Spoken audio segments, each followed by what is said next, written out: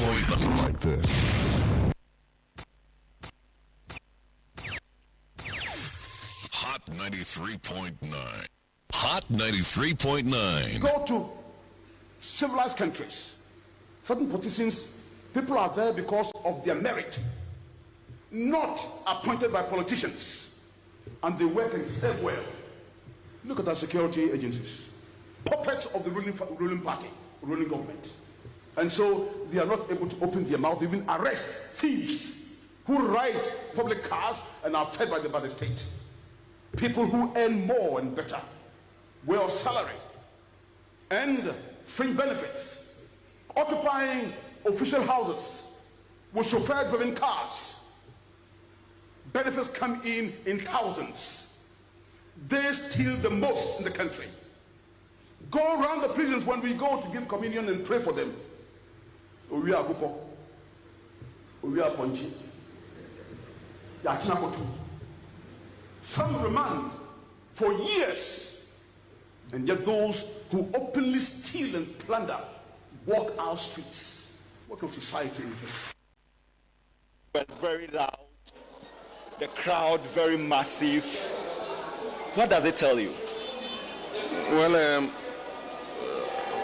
it tells us that we have a lot of goodwill in Ashanti region, and we need to continue to work on it and to build on it. We arrived and went straight to Ejura to visit some accident victims who had been involved in an accident during the campaign, and the chief and people were very happy. Some of the 2 million now, penalty, Bibia Kata Omuni, so make sure almost say, Montana Kunja Sudan, it's a moon you don't understand, you don't know how it is to sit on it. And now Montana, so it's say, one I mean, so. Memeka, I say, Kofa Transona, Rollings are Transona, Omunim Senate. Momo sorry, we can do all our roads. We don't need to borrow money from this. We'll put tolls and this and then. If the fundamentals are weak, the foreign exchange will expose you. And then there it is Castle, come there, and Ghana, or here, my then, and yes, I'm your money in Anomkai. And I'm saying, Montana Soda. Until you don't have the experience. What's Nasa now, who send ya? Akunyani City, and the kind of difficulties you'll be faced with. And your miracle. With the Kujum, Nako Bisa cementable. Mifia Baimuna cement here 27 cities, and then I say Mifia Baimuna petrol 14 cities, and then I say iron rods, Eduanim Pobusa, Were or call a Joma, Eduanim Bo 2016 and at the same Bisa farmers, fertilizer, and then fertilizer I say Ebro na Ebro 100 cities per bag, 120 cities, and Ebro Yako 400 cities per bag. Osha dokuna na dokuno no etese and now koto dokuno 1 CD 50 pesos a shrink it to say eyi enti enyame na meka you live in this country, which means that the country is not going in the right direction. A car a Bavarian so ekosro if you are by 120 billion from Nkrumah Breso Kopem say Mifia Baimu and 300 and something billion. I just said within 4.5 years, almost 200 and something billion cedis or more than from independence till the time I left. And so Obega said, Ebia Obehu something transformational, Ebia acquiring a schools near the end. And so Rebia all those cases and things, PDS, then you know, nothing. It's a shame in Santunechi. I feel a special prosecutor from Yamiadum, Washa Sekakrakra. We'll see how he continues. But what cases are excavator cases? Excavators yachichi and crofo excavators yaji they are parking. Na ebiaira ebesin we don't know where those excavators are. We don't know where those excavators are. We in the few there are other cases. Galamsey Nipa Oye Juma Ewo President Ase Ewo Jubilee House. You are filming on or Jessica. You are called reporter my special prosecutor. No my entire call reporter my CID so. And then you let CID do an investigation quickly and say so Oma clear no. don't know special prosecutor investigating. And I know what me say it's the whole government is involved in hiding corruption now. And so when you teach economics, you have to ask your students that question. Hot 93.9. We ask that the debt levels be maintained at prudent levels. The reason is because if you do not manage your debt properly, it will affect your exchange rate, it will affect your interest rates, it will affect your inflation, it will affect your growth. Isn't that the case? You are managing the economy in a way to look at its impact on these variables: exchange rates, interest rates, inflation, and growth rates. That is the issue. When the NDC was in government, well, way before they took us to HIPIC, remember the HIPIC period, they had mismanaged the debt levels such that we had very high inflation, very high exchange rate depreciation, very high interest rates, and low growth. That was the legacy they left us. By the time we were going towards 2016, the debt levels had increased to an extent where the inflation was going up, interest rates going up, exchange rate depreciation going up, and growth also coming down. And they had to run to the IMF for a bailout. Wasn't that the case? That was NDC economic management. Our debt levels have gone up, but what has happened to inflation? It has come down. What has happened to exchange rates? Depreciation has come down. What has happened to interest rates? It has come down. What has happened to growth? It is going up. That is a difference in economic management. It's a difference in economic management. There's one that is incompetent and there's one that is competent. And if you choose the NDC, you go to the incompetent path. You choose the MPP, you have competent economic management. They didn't have COVID, but they couldn't manage the debt. We have COVID, we've been able to manage it.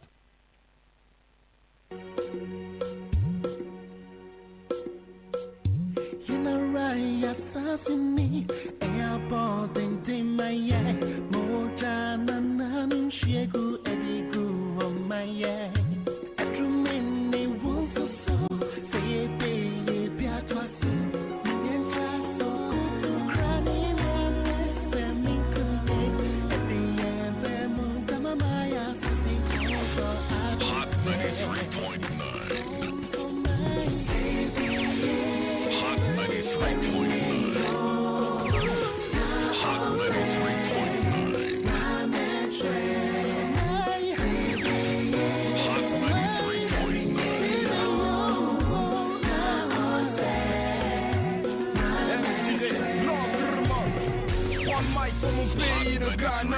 One love pour nos mamans Africa.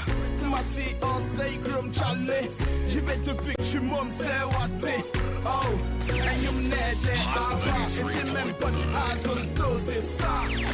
Mon passeport est français, mais je sais d'où je viens. Je suis fier de mon Hot pays. 93.9. Fier de mon ethnie, fier d'être Ashanti, fier de mes sœurs, fier de mes frères. On avance tous ensemble. T'as les One Love, prêt pour la victoire. T'as les Black Stars, on a toujours le sourire. On vit comme ça. Chez toi, c'est comment chez nous, c'est l'amusement. Dans la musique, t'as bouffé, tout le monde est content.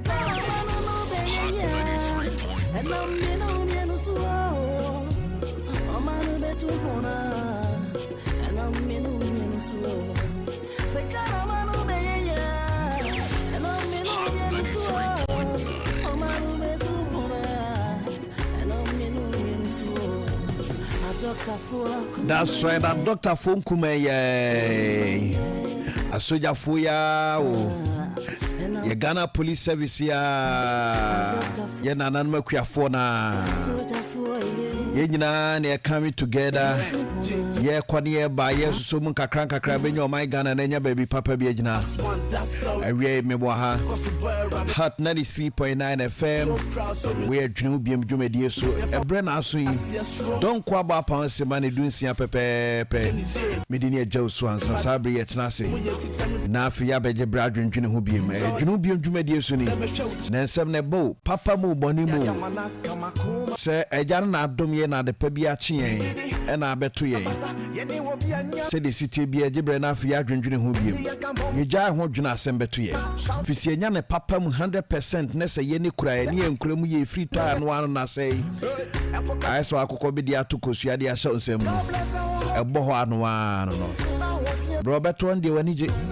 yes enti ama Ghana pempen so ayi we see oh the ordinary dia see oh da bi ade na nya kra nya asai apratete apansam yes ye adwene ho biem ne hu sa ampasa apratete apansam se ne papa mu ne boni sanso na de ade no kura no shenkani yetim sa ade wode ko wurawura mu pa amana kase donko no ode ko wuram na so se da bi ekwan na ani ekwan no papa ni ni ekwan we so ne fa man ne yebetimi akodrum pempen so ahwe yes ebeje bre na afi dia top no so bi na afi ya dwendwene ho dwunu biom so nie ya de dwumadie bre free dwada ekosi fiada donko kosi se no miensa bebo eja ne dum ye na boni bia ankan ye tenkwam kwa dia ya je bre di dwumadie bre edru sabria amanyofo no ya je bre na afi no osi nkonwa de obia de asi nani so ne trimpo se political parties nyina obia opema yeso adi bia se a man open ye yes and it do sabri ya chinyaji kese bi anim fo ani so ade hunu nto apono so na afi ofoforo so fa ndie nto Ghana fo bedo so ma na afi ya hwe ye betimi abo man nkan anu nti na wi ya jebre ya sinkonwa kese wa he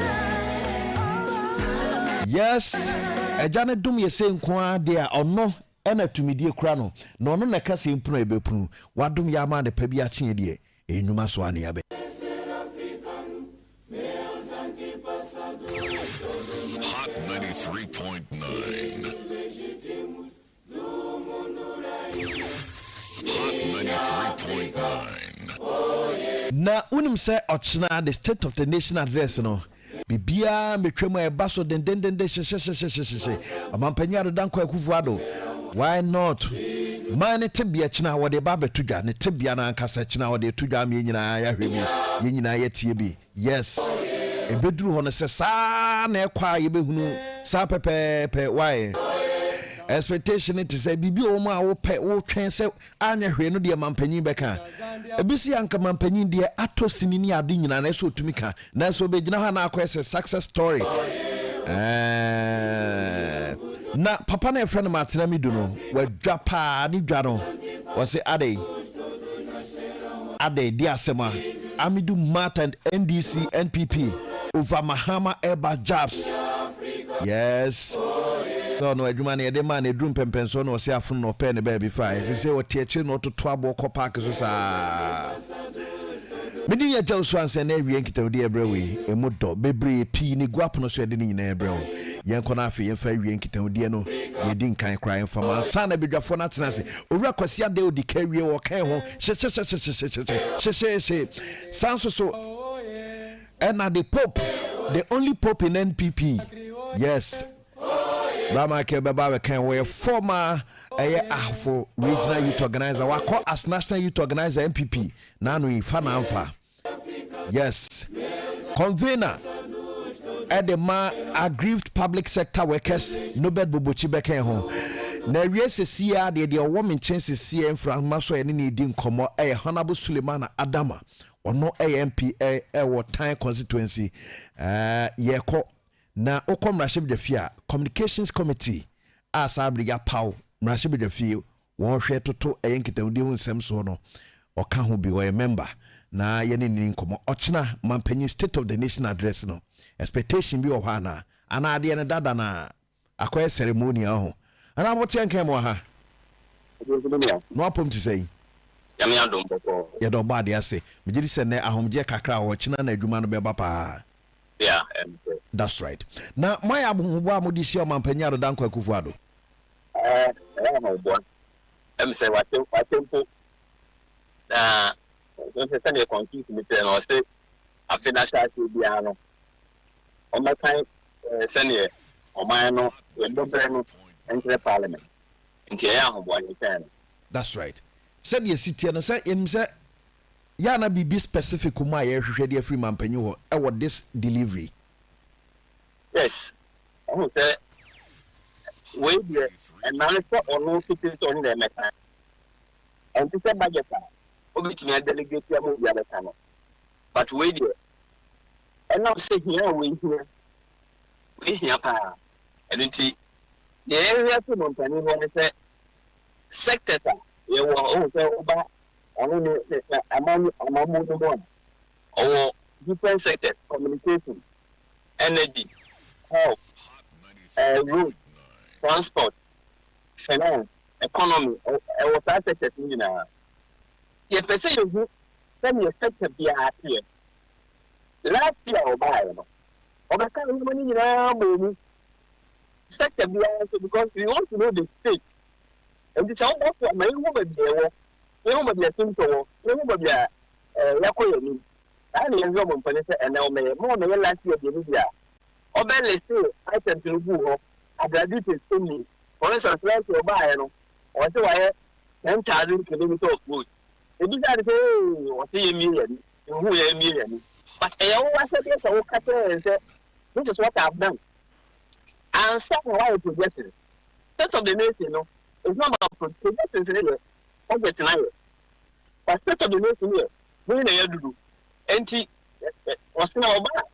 Who than your first order because your first order it has to be captured by budget. No, but said it to be a woman Siciano. Said no, and who be here so by me who Sativiano, Yana pay the positive aspect or the negative.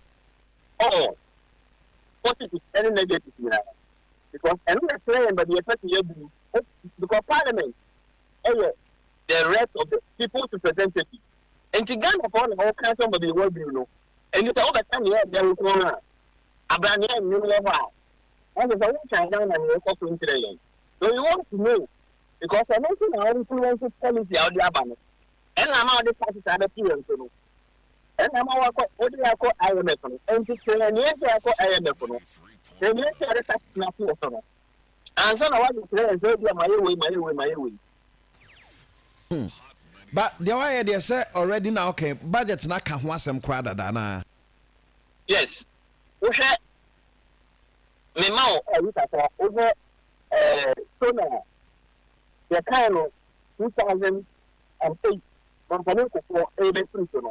Sona of time. Over sona. You were running a bit fruit 99 or kind. Over sona. You were Mahama F in 2015. Now compare Sona. Last year, not for the song. When I'm every trainer, and to know my last year, the lady. Or the minister will cost you. Only 2016 Sona present, Mama Kanye. Every sector of training wire. And but we are going to only or to as no say I do this stage. And the here in this stage. Sana Sona here. But over say 10,000 kilometers of road. But the electricity, we want the specifics. And the Wusu. And reasons are, I'm on your money day.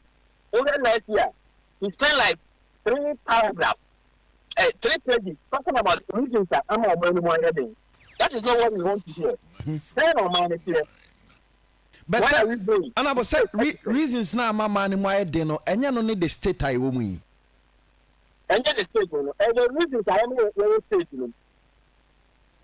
What is our exchange rate? Your interest rate everything, your employment everything, your job everything. And then they have the state, one year now that's a new year. Oh my reason for it out. But no money is what you buy and last year.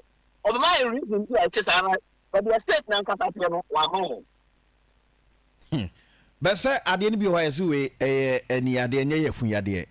Mampanyin na bai bia beka se nye bibia na obetimi abuse na mum bibia ho bebo ne tofa de amaye ana and there is some cover because any other you know the trade na you say economy no your exchange rate and the church is to $1 sorry eno ne nsema amohwe ani mu se mampanyin be ba beka yes mampanyin also they really to say on can say unemployment, you know, I think 7%, echo 14%. So we can say your debt to GDP, you know, of a fan 57%, or the call 104%. On can say, yea, external debt, you know, economy, and debt, you know, up to 120 billion, echo over 200 billion. So these are the things. I say, the 3 senior high, what is the about the Abano? A Greek, transfer for food and dog.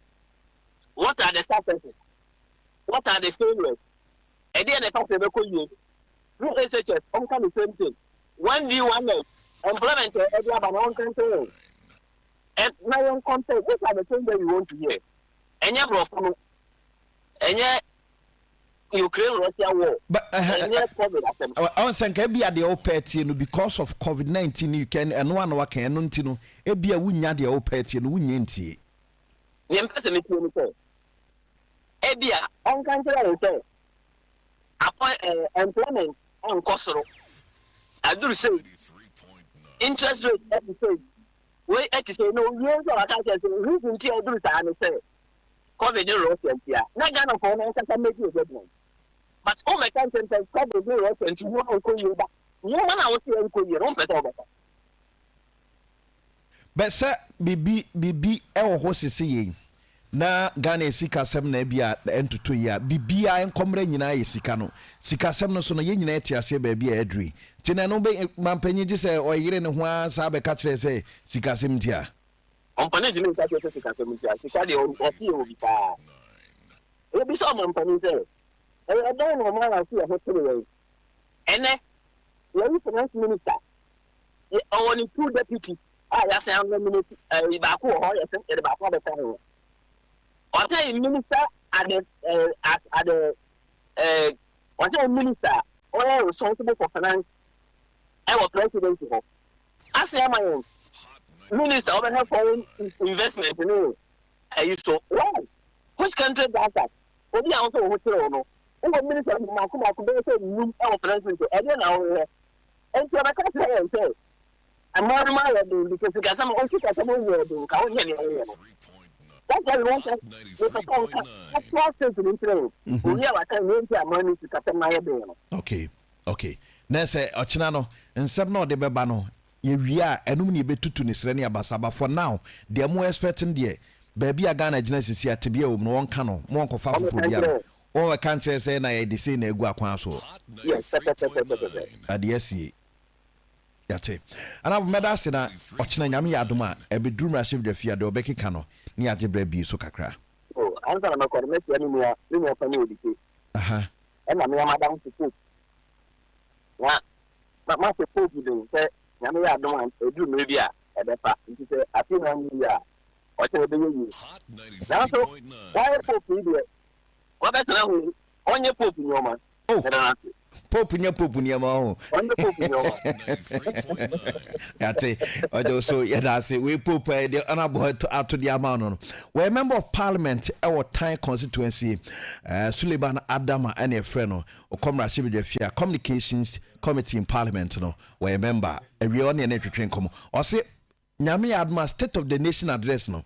De mampanyin de ba de oba beka no mampanyin de oba die nwono no memme tufa sichire bia mfefa ho se kan sa pepepe why ena ye de say na agu akwan so de be o se se de man ni sitie sisi aho kire no apenisie aga na fusi no se no na kan wasem yate yada na se why hot 93.9 FM edwunu biem dwumedie so ena wasogu so a wuti no but quickly sadi we so ye behwe kakra se mo yi ye behwe no susu mu kakra na mahu se voice bi nso so circulate na bi bisa na former president Bia ko kan away and I say we dey yebebo yebepe why nemo ai ekoba se ije kubai no sanctions ahodo ana ekoso no sanctions no de ekwaye ne say sa sanctions no ne bi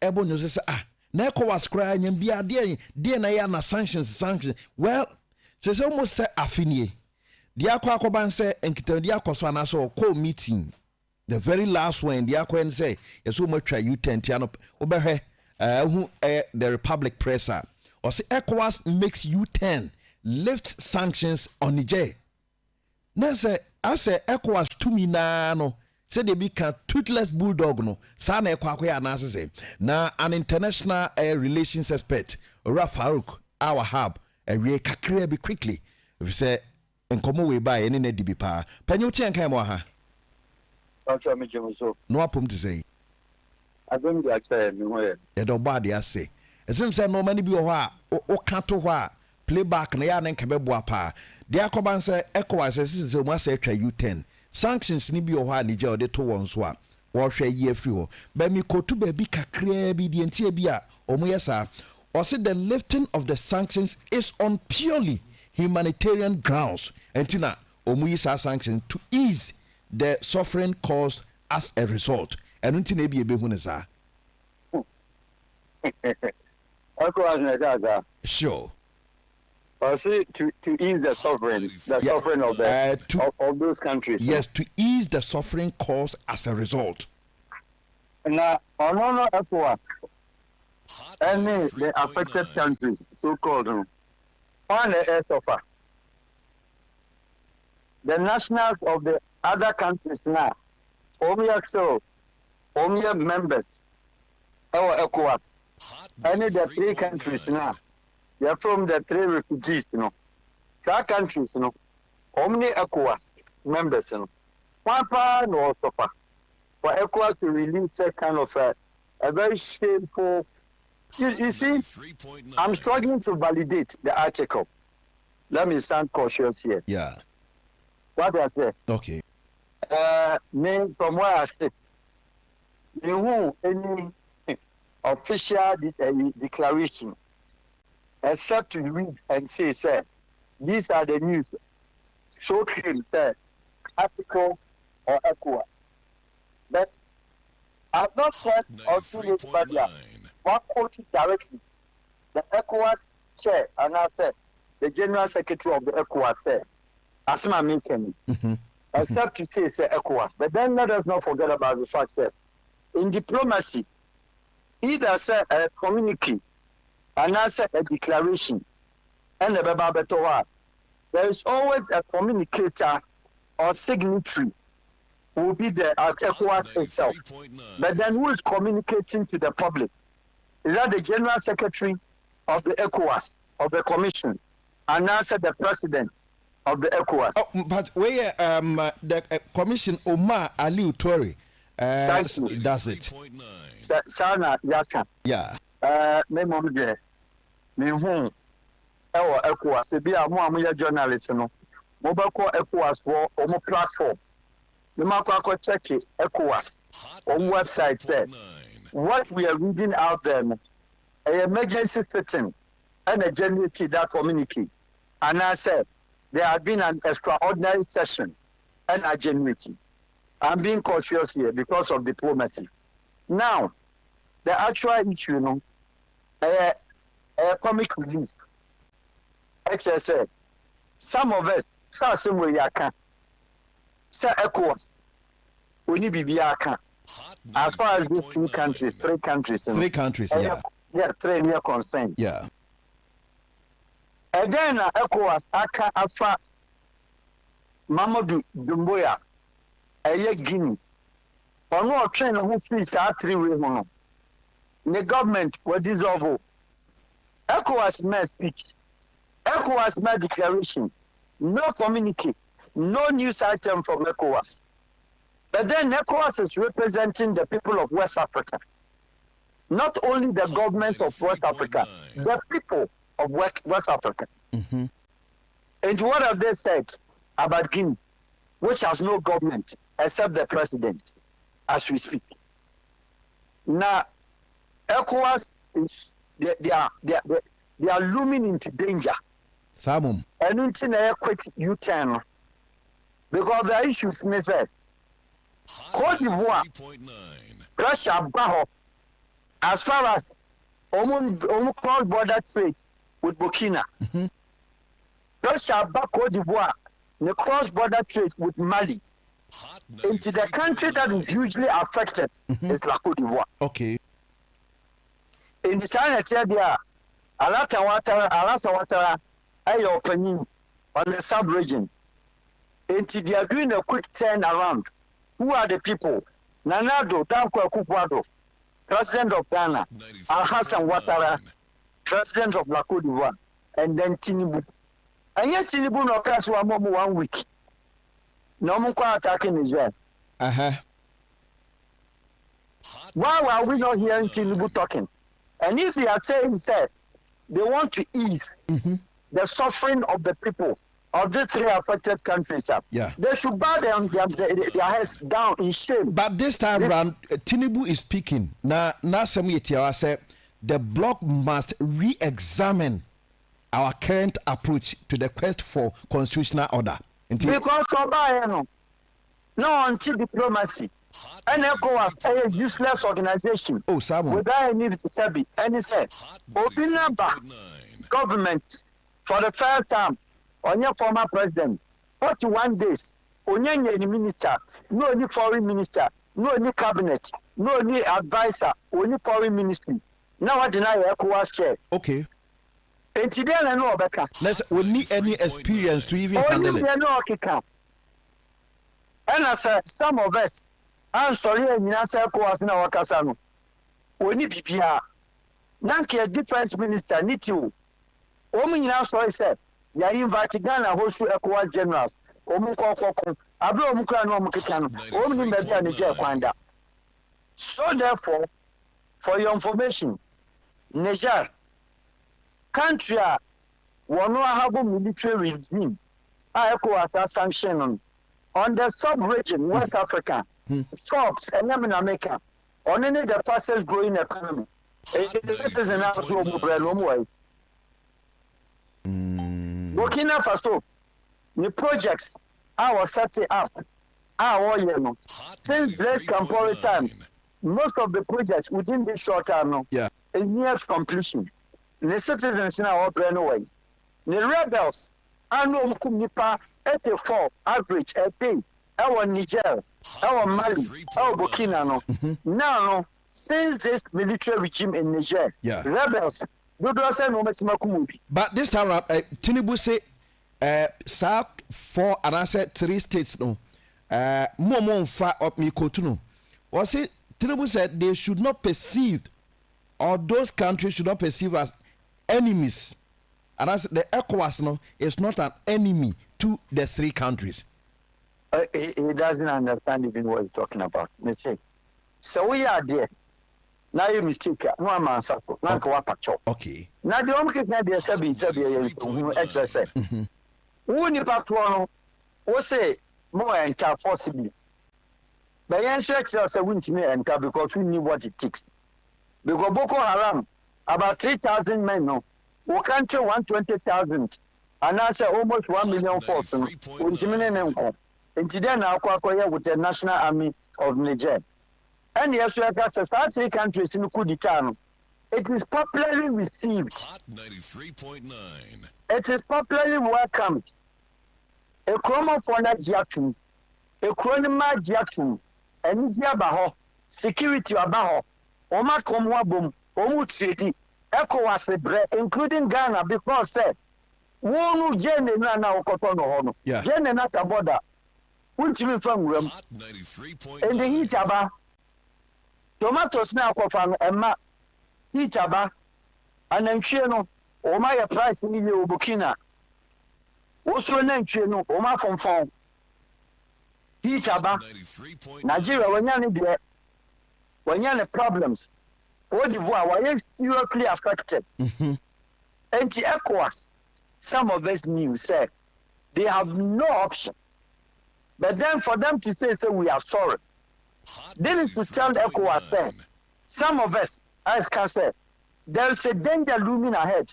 In Dakar, there is fire in Soweto, in Senegal, because Macky Sall, Oni Nana Dankwa Akufo-Addo, Alex Koroma, tries to obey a coup at Yamada Biom after winning the second election. The first person to go, the two people to go to Sierra Leone, Ekokate Yamada Biom said, one guy, Alex Koroma, non-quiet refugee, our Nigerian, was Nanado, and Macky Sall. Yes, Macky Sall, the opposition leader, Usman Soro for them. Yet, on the 2nd of April, Macky Sall sees whether he likes it or not to be the president of the Republic of Senegal. Demonstration, you know, saying, Oma Kumnipa 84. Because at the time, also Momunko, Watiti Party, Makumaku 182. 182 presidential candidates, ECOWAS were being an Wakasa. On one certain bid, now proven mechanism, I'm proning it down at the above 40. On one certain mechanism, I'm proning it down at the above 19. A country, West Africa, on one who could each other.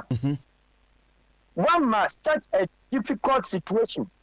The opposition, them, Karim Wat, on also our Ezra, who called Dubai, Qatar, Echo Dadano, Ekacha and said, oh, but sorry, I said, Obama, and my boy, and Arabs, no organizing Scadamount. Opayana Sabeso, Nepapa Party, the APR.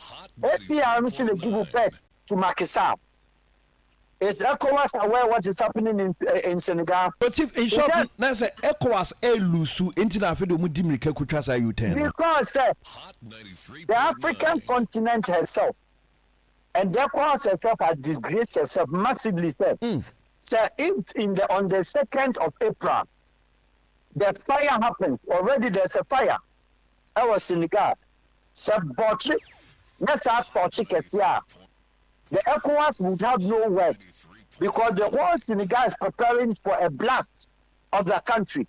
Because 10 years of Macky Sall, we're pushing it twice, still time does not fall sick. It's a human being that falls sick. And the time on the 2nd of April, no, constitutional mandate, court Nakasa, also whether he likes it or not, only from the Speaker of National Assembly, no, MFA. Now, what in the mechanism, the government here, or the Prime Minister, or the contesting the presidency as the presidential candidate, the same Mahamadou Mouni Paumia of MPP or contesting. Yeah. And the GDO or no call new opposition for no copy. Papa trouble room. ECOWAS Akasa. Nana Don Kasae. Tunibun Kasae. Ayadema or opposition. There be on Kasae. Patrice Talon on Kasae. Mbalo on Kasae. Macky Sall na Mudan Waka. Eja Gunichim. Madabio on Kasae. Inti Onono Musa speech no Ogobati hini. Omo kwaka Senegal asemi. Where do also occur? Ya join. Obi so onko ti se obema oba so ompel. Wo so ompel wasesa ne niam okọ. Also to fear some of the bonny action. Papa Nyam kwasi asem. And then okọ de ne bonny de odi action na no senka. Okay. Then say the strength and not the weight how you see value ECOWAS no. This time round sir amami and saying woman give it them and now Papa ECOWAS when you presidential ECOWAS president. Now only opposition. No dictator in the name of Blaise Compaoré. Burkina Faso, for your ECOWAS chair and a president of ECOWAS more than 5 times within his 37 years of rule in Faso. And to all that question way, the democratic and the credentials and Wahina will be shown. Okay. Let's say Alata Watara, I'll continue ever saying, and you know, 10 years, then you come high and yet. The mandate 2 terms. We chat 2 terms now. We change the constitution for 3rd term. then ECOWAS kind. Na say ono ankasa on shede ni principles bia ono odi ono watimi define orders ni ade ntino yemfa ne serious. What is the mention? That's right. And tell no na ma Mauritania for say. Say obi nya bibi ECOWAS timika obi ye bibi on kadia wa trimu because no Mauritania ye kunu the same nonsense ECOWAS bibi mali ne ya sanction mo ya pam ya sanction mo. At the same time in the 90s, at the same time the 80s, at the same time in 70s, Mauritania yeku, Ghana yeku, Akufu yeku, Limayi yeku, Rollins yeku, Echampo yeku, all the coup d'etats at Ghana and at that time, a meeting say coup d'etats of the same Mauritania. Other than Ghana, they are sanctioned at that time. Okay. It was the same time na Abacha, Babangida, Olusegun Obasanjo. Omi na ye ku Nigeria. Buhari ye ku Nigeria. Other than sanction Nigeria na ko sanction Mauritania. Ha. That's ade no ekonko ho. Oni respect. ECOWAS oni single respect e man ho. Okay. So any part ka se nani maguase. Nani maguase no ne nam yate.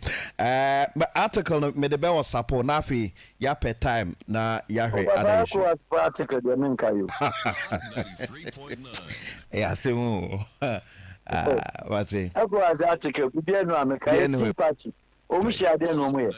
Tell me one declaration o ma yo madiso. O man kasa. One. Ever since inception of ECOWAS 1975, when you European Union, some idea ECOWAS why women are signed up. It's association any debate. Then you find me as that you more. Obeja as a comedy upon yacho. Yeah, Bonnie free be any me that series. Yes, I say. Hot 93.9 FM. Biom Jumedia Suneria Guswa. Yade Brono. Payane Twin Komo international relations expert Farouk Awahab and any dinkomo. The Akobana say yes ECOWAS we tray you 10 kesepa. Ban now no the goo any jesono. So much omo trim. Enom so mboa ade na ankasa ebua bom sankrofo to mu fusa na mo no mutu ne emwa eno anom so mbe moye ne kosi sei yate why miento aso mfemfem nkita ode ne mero don kwa ba pa sima no aduana enkono pepepe ewa ha yes na ade ba konsusu mo so mu se eyi for radio stations bi boko eno nso so o maye yakotum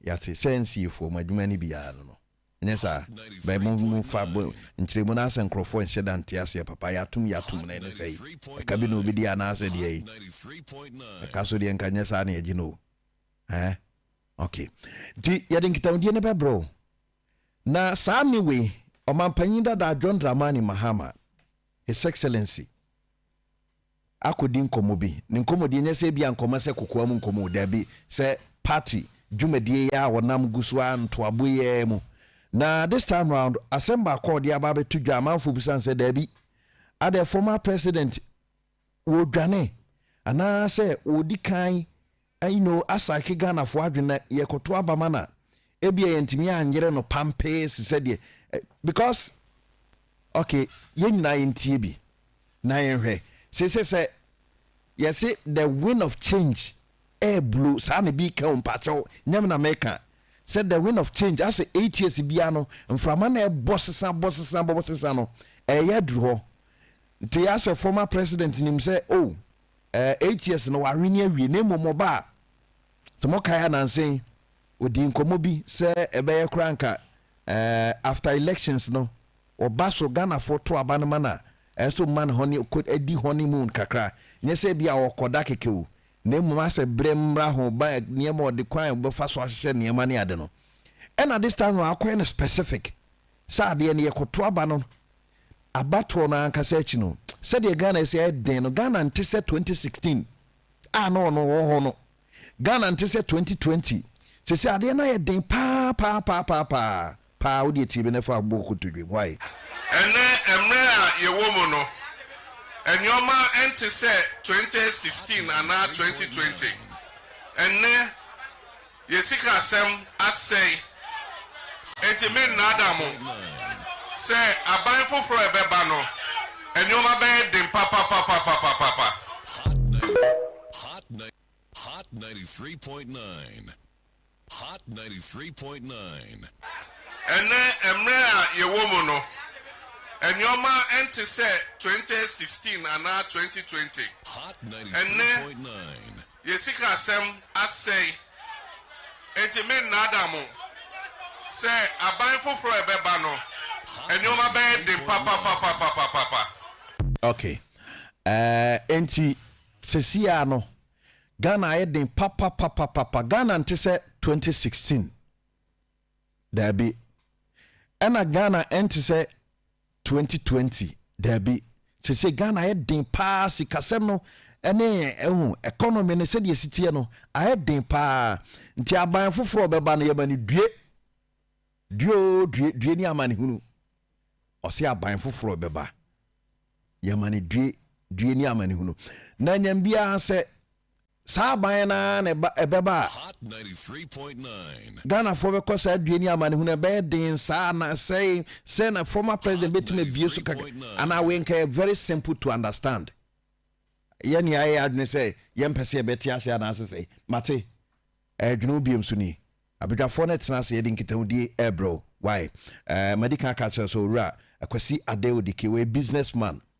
You say was party sem na mwa nti yekono content cro why nti obekọ brane obegina brane so okọ na Ghana photo abama na obaba e mampanyini awie o kam ho hyehye wa sanso so na Michael Oseboatin Pope and your friend no we former youth organizer Bono region na no MPP race o mokoye no okoy as national youth organizer tam or the bosso na antam sanso so na conveyor and say Penyina ono eneda aggrieved public sector workers na no ono so atena se ewufia yedin kitawdie no mausisia. When I wake up in the morning, I brush my teeth with Kale Charcoal toothpaste. This gives me confidence all day. Anytime you meet Amma, don't be surprised I smile showing my beautiful white teeth because I don't have tartar or cavity thanks to Kale Charcoal toothpaste for its natural charcoal properties. In fact, we are like twins. I can't go without my Kale Charcoal toothpaste. That be why I dey use Kale Charcoal toothpaste morning and night when I dey go bed safe. It dey make my teeth white where it dey comot every scent from my mouth inside.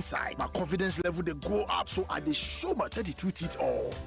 Introducing the Kale Charcoal toothpaste, formulated with activated bamboo charcoal powder, ensures whiter teeth and removes bad breath. The strong natural property of the activated bamboo charcoal removes bacteria, absorbs surface stains on our teeth caused by coffee, wines, and tobacco. Welcome, Kale Charcoal toothpaste. Kale Charcoal toothpaste. Sankofa Yenchi. Kale, happy smile. This advert is FDA approved. Apomode mapade enoane Hepa Plus mixture. Pavi Plus Mox. Hepa Plus mixture. Tutu malaria na sekura. Sweet darling.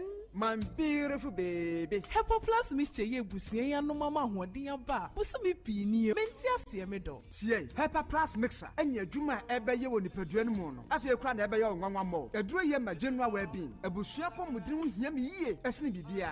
Enti me manom pafie ha. She, we Hepa Plus husband. You the one Hepa Plus husband, and you also we Hepa Plus wife. Na abano Hepa Plus mixer. My dear ready pa. Pavi Plus Mox. And na Hepa Plus nina. A pin for about or more manufo. And kwada we nfie du mienu ka ho. Our pharmacist and herba shop. At phone for 0542 778 572 and now 0549 297 463. Hepa Plus mixer. Mapo budra mapa. FDRG ejweden kra so ya. Madam, enti wo frɛ say wo twɛn ma mu payment no. Adwuma bɛn no ɛno Bra, Mr. Tausi ya twisu atwi. So de na de bi sisi so. Sɛ de yen hwɛ so ada yɛ ye twi enko. Carpet ya pro so senti da so gyinem. Ententan ye tia na tutu na. Na adwuma bɛn no ɛno WC ne nso ɛ. Hwɛ, me boys na twi mu. Na sɛ de tia ka frɛ wa. Enti mu cleaning services amudi dwa ya so nyina. Adwuma mu yɛ nie. Onia, sɛ bana professional domestic and industrial cleaning services. Maka cho sɛ ba ko pɛ. Ɛno ne Key Clean Enterprise Limited. Key Clean, omo yɛ den. Oh, Massa, Kirkland render professional services to say carpet cleaning, tiles and terrazzo cleaning, window and glass cleaning, sofa and car interior laundry. Most of the apartment hotels will come and you cleaning who you now. Nana, and I said you okay, the mean to Yomoko. Massa, Kirkland render all these professional services at one with ticket to Abby. And your former number, Mammy. Free Kirkland was 0246 458 477 and 0505 204 476. Kirkland, the power to clean.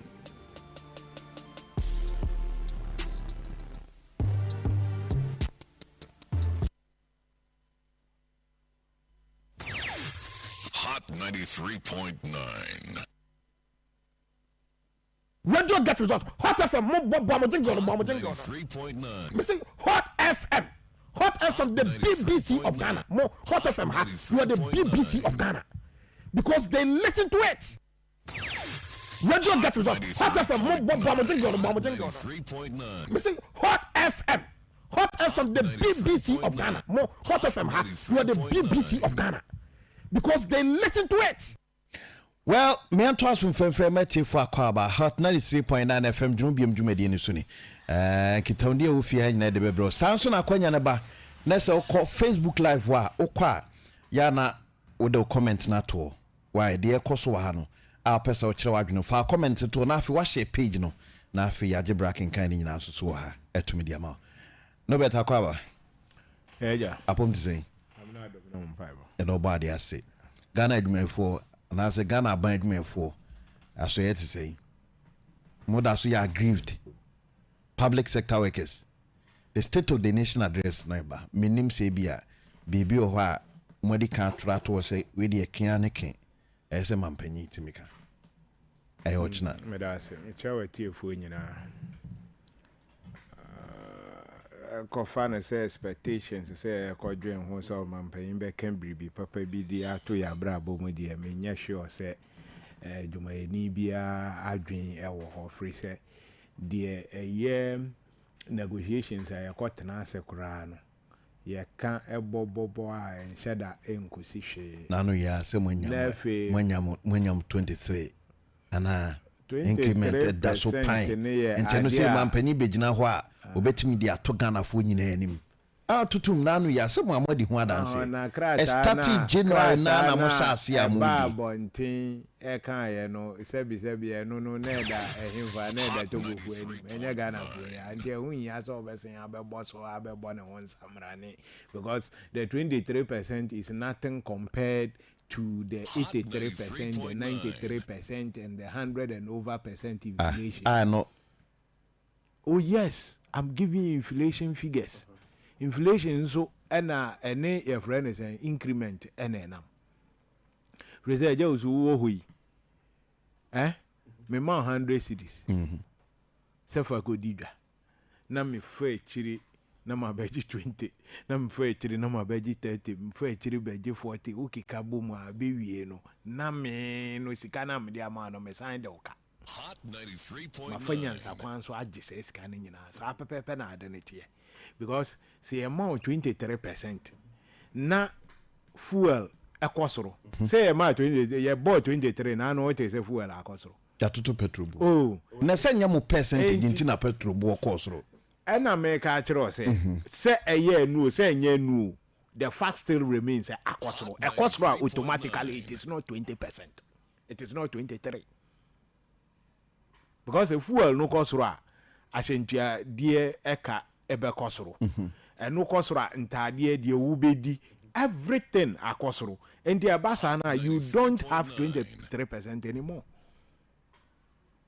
sa pepe na ketua ntumu tie se enka yese ntumu no se de enka tie ne se previously eniema mu se de aye den afa no eno ho ne ye hwe e de to aketua but se ekoba ne se ye tumu se wie nam previous years de asisi na instantly no ye fan se nkane abo nsuo bo ene petrol cars ne na sefo bo kosoro dia na say juma na ye ne cost 90 na say wo juma eni no be sen abedeka enti ya tu ya katua mu abesi nne no say when you weigh the two you will see that enkoye for example teacher nia ebia 2016-2017 utie me na ne salary ye 1,800 sa 1,800 no obetimi di ato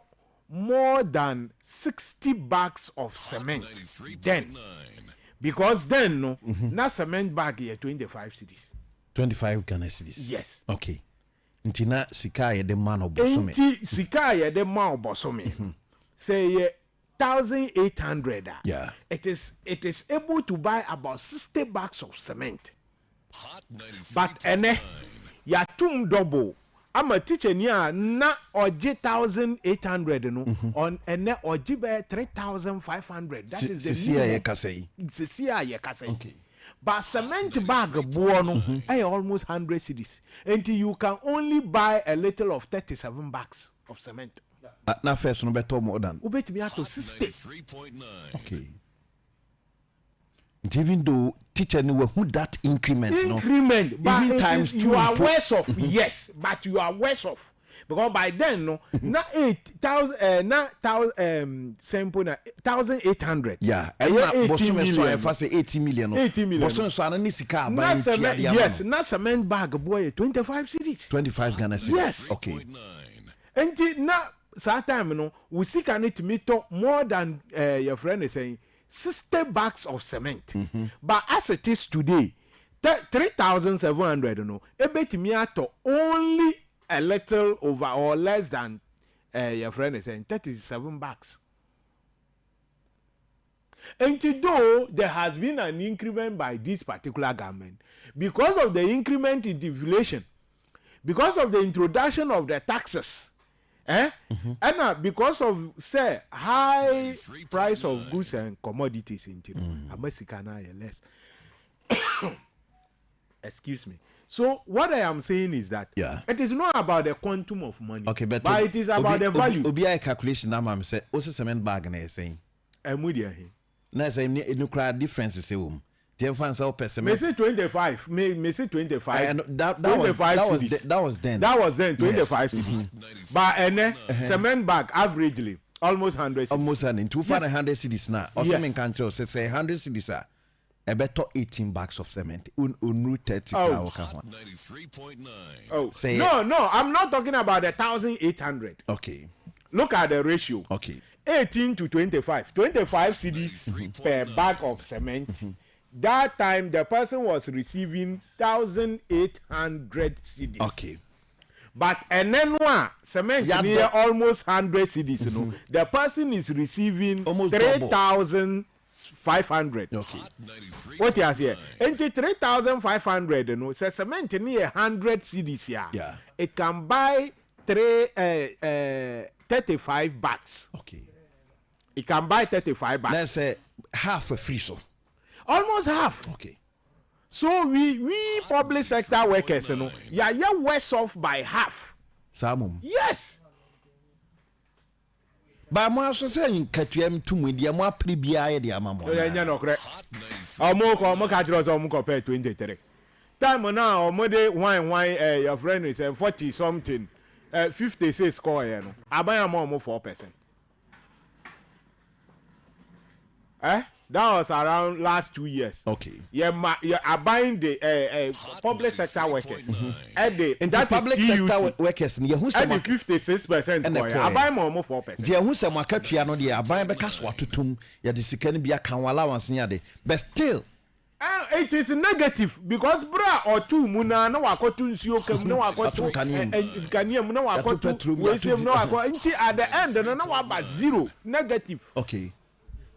The other abeka ho no entiment ohwe na we devalue sika no o devalue na the ekura no ye paper at say the wa ma real money na wa fa kwan bi so asesa na the akọ counterfeit 93.9 Hot 93.9.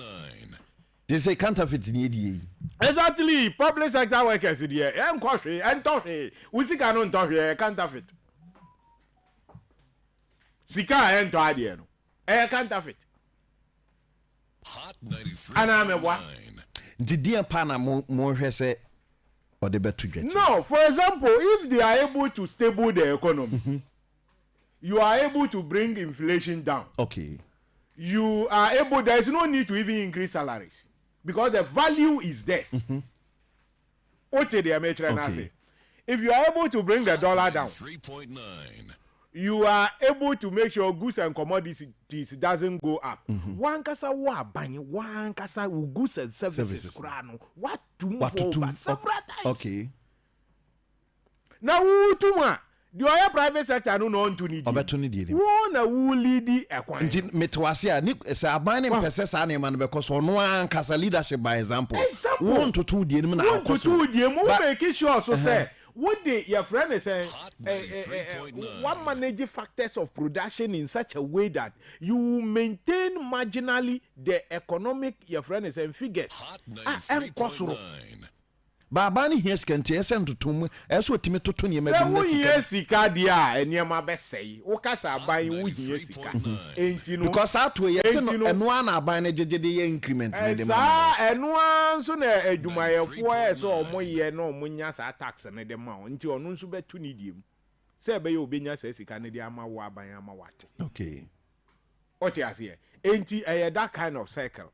So who here sika more dia now the taxes no gun crofo no so dia they will also put the taxes on the final consumer, so at the end you have prices of goods and services surging. So then you have your inflationary figures being unstable, then your CD dollar rate or whatever will go up because omani here sika no why mu na be sika no enya amai mana. So you have to be very moderate in such a way that niama obehwe abrochire omutua taxes chen yen. But omunye sika no nso chen yen. Ba e de yenyes sika no, but we are paying. Let me give you obi public sector worker bia or jebe say 3,500 ne tax a income tax nkwan 500 Ghana cedis. The tax nkwan. Yes. Nti almost aka 3,000. That is abnormal. That's very abnormal. Nti and tax na ya te no ho no. Say me ye teacher ni am Wusu car no. Yeah. Ya besen ya be check sa tax no Biom. Me ko register me car ye bete. Me ko store say me ko to ade a ye besen ya check sa tax no. Me ko hospital ye besen ya check. Enti ya taxes are compounded. Enti sa ban to tax ma ya public sector workers yanko an ye tua. You will pay it in thousands. Enti that instead of sitting down drawing a policy, bringing a document that can widen the base, you know, that one area tax, and tax be the baby a multiplication. Hot 93.9. A multiplication. May worker, Marco Jeme salary, yet tax in India, may transfer be a mamma, me a levy, okay. Remember, I make a hospital so I say, your friend is saying, whatever tax, back VAT. VAT ye can be here. What port to say who go yadia ye VAT and yate or who yate or hono was signed by DVLA ye besting ya betty. Ube Bobby do a boss workai, ne that's so train. So you pay the taxes in a kind of multiplication. Sabe na identity. So where it has gotten to know me Nadia. The only thing government could do is to stabilize the economy. You do stabilization, you don't need that much money to run the country. But if you are unable to stable the economy, Abayankasa is spending extravagantly, paying themselves huge funds. Okay. Now, you pay yourself such a huge fund. Yeah. Then Pop so more aquaba. You pay yourself such a huge fund. Then you don't take your funds to Dubai market. You don't take it to China. You don't take it to UK. You meet us at Abosuokai with your 77% increment. Then you expect me to also survive with the 4% increment. With you at the same market. Hot 93. How is that possible? Jenema ho chene ma. Enti popo nchi awa chairman no. Wa hu baby e kwa kuchi. Ndino ba we chia. So wa hu. Say, well, petrol so petrol. No, about so whom analysis na that. But petrol just say. Yes, auto no bonanka mi. But Chiano or Chiameno. Mi dey go see the steps. And this abai no wo biribiya. Sabre ya so na yi bai. Nanka waba. I have been able to stabilize this tax way my year free ho. Governance is. Oh, nessa na no mo beto in kania bom ni adi na. Omo say debi. Momun prema omo fa bibia. Nti oma adi atum so omuntum. Ana. One who say there is something like Hot 93.9. you giving to the people and the people accepting it.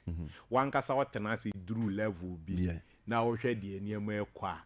Enhihye bi wo ho a na one kasa no. No asese. Why withdraw? Because se utum na nipa ni nyantua wo be wia aso. Tese o mu wia so. Hot 93. Na who say na say ECG alanche everything. Zero why. Wo twa nkrofo nkane. You see? Say one many pano. Omo say parliament de kan to mu kwa akotwa omu kra de ni. The taxes must be manageable. Okay. It must be payable. But say ukoshe mra amra ni nipa ni disu onye ya or like offer buga way edit na kurum, which is not good for all of us. So if they like, they can keep increasing it to a certain level that it will bring that kind of chaos, which we all don't like it.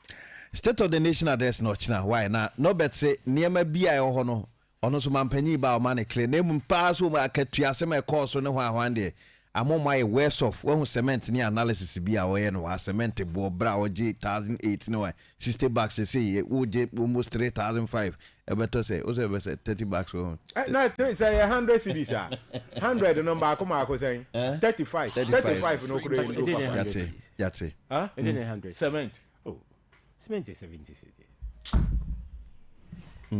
cement ben 70 cement is 70. No, Emudia Hina. Wusu Gogo. Go, cement is almost 100. I figure on say almost 100. Yeah, cement. No. Man can say 100. May say almost 100. I know that it be a 93. I know it spans from 70 to 93. And the Wusu then no, and yet 25. It was spanning from 20 cities to 30 cities. Yeah. But we use that as 25. Simple. So it is spanning from way to 100 cities. But I use the yeah, friend no bed bobochi where convener at the aggrieved public sector workers. And we are coming home. 70 or 75. No, I'm telling me, now, you go to business. You go to business. There be better. No, so the advert, no, Ben, or high need. Popa cover. Yeah, no, I'm to say. You had to mock. Yeah, nobody, I say. I'm sorry, Cabot to who said no better Casana Utiti now. Medical out time, like a cranibio, no, maybe a personal level and sunny sequence.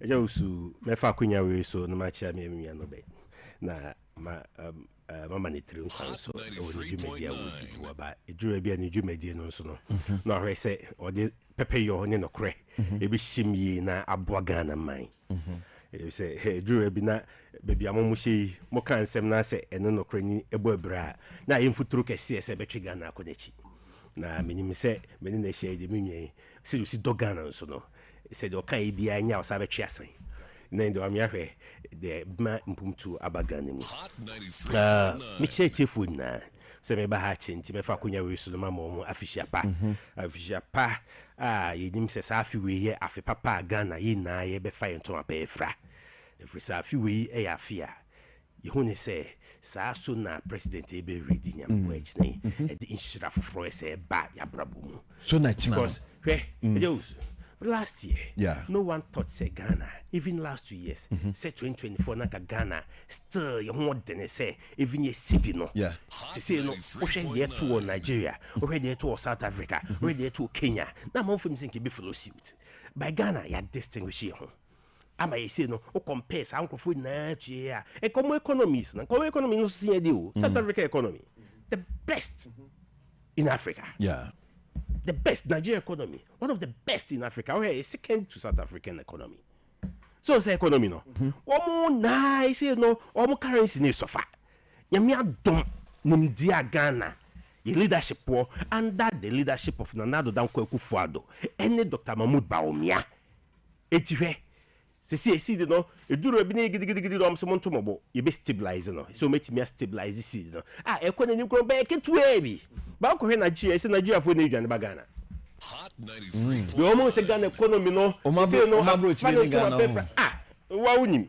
Kenya na make business okay. He said Nigeria, Omunya Ghana, opportunity some of Ghana, almost celebrity to say the most cordial loan, be or China, almost celebrity of Ghana, na loan in So I just say.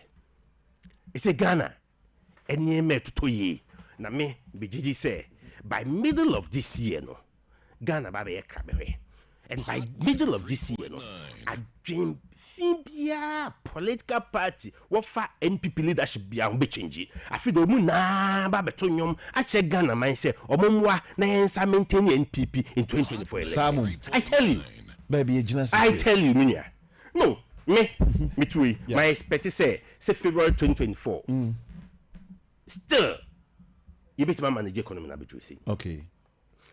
Because maybe last year by this time, no inflation. I'm saying. Na enye even still no na enye say a world economies na say. Say America, say Nigeria, they say South Africa, they say. But also enye nim the four affected the entire world no. Ghana they then different. Ye manage ye ye say nim the phone na minus no ye nyema ye ho enti inflation no kokoko e say set bafom ba ne bafom na me be say no June there the inflation e be a single digit by June. I tell you we should nyema yako na enye krata so there say be a elections e be idea you feel we feel in your pocket. Why Christmas e twa me Christmas e twa man ka was mancho Christmas e twa was the best Christmas yes, of the past 15 years. And Crawford to me, Piany, then so you call more than why, man. Streets him. Traffic to me, my 4 a.m. not traffic. It's also America, I know more. I'm even 10 a.m. I wasn't coming for Cordano. No, that's which na sport. A celebrate. No, this car bed is at my way. And Yama for Redum be a moms. And Yama for Tony Mouse with Tony. Yes, still, I won't check a cow. Make I say a heaven. Make I say Nana Addo Akufo-Addo and Dr. Mahmoud Bawumia at the heaven and brain. Mimi hone say, and no more dine kakra. But if we are sitting, we are there, your mom who betom, your mom made a chum kakra. Now you say, she saw mom chum kakra, and you say, bit my pajamas or mama drew, or ma or motor so level, and no juma in your gusay. And Mimi say, by middle of this year. Me betina ha because a poop mukai and pamoye because Ghana near ebia na okoto petrol kakra couldn't juma no be kon increment na wasro ti definitely obeka say enkrofo e ka say petrol ne bo beba fom but do pump akosro sa na ayo kan ya beba fom afi okọ bill na ba bebre ehọ na nipa ne fili sa de ya e jo so ya de pass wa kai mi sa de ma we on say petrol no call ye no e bia ye de 5 pesos bia na 2 pesos and 1 peso bi na 2 ukọ wonya bi 2012 2013 2014 2015 ye beto petrol mu enso nko na bi ni ho this all pack car no na we deals also ko sign no etwam ye ni ha na dum so e dem 6 years over 6 years and no na man be esa out today esa to electricity na no e do bi bu nkotoji pa cha say mo de mon quadruple price no na mo my light mu na esa ni nya bi me boa ne bo den di enso still nya bi no make me boa me no mienu you complaining most of the times you're complaining but this time no and you say increment can say a drew be a sustainability say benya de ni be na sustaining no so if say enemy bi ho a no kwepa ni say na you compare Ghana to western world no in terms of taxes any nyama bebre hwe me nwa bi if we are UK also call you a month no me chia me rent me chia ni almost 18,000 Ghana cedis 180 million ne rent nko me pa cho enye dan huhu bia wo e dan na wo cha rent no enuru studio ha wo enuru studio ha Ghana ha enka wo ko han studio ha e ko watwa month no eye bia 900 Ghana 800 Ghana wa kra but wo cha 180 million Hot 93.9. So enti eno no taxes so no obi so ebusa say adwuma a woye ne so eso ne yehwe a wodi tua sa etu ba command taxes no so a e comment bi amfa nkriti nyuma na amana yenye bi anye okay hwe say ye taxes ejije in Ghana mi nua kan e say ye find different means e be nya taxes na increasing more o hwe for the past 6-7 years young people are born more damn taxes no it may increase ways channels of developing and I say getting taxes you develop way digitalization na da roma nyama be brain so free ba it may you taxes no e say me tie GRE me tua me taxa me timi call me am phone so papa me tua simple e ko 93.9. ebu wa traffic abedim kwompo akọ GRE akọ tax no kwompo no etimi stop you from paying the tax but I say me timi tua on my phone.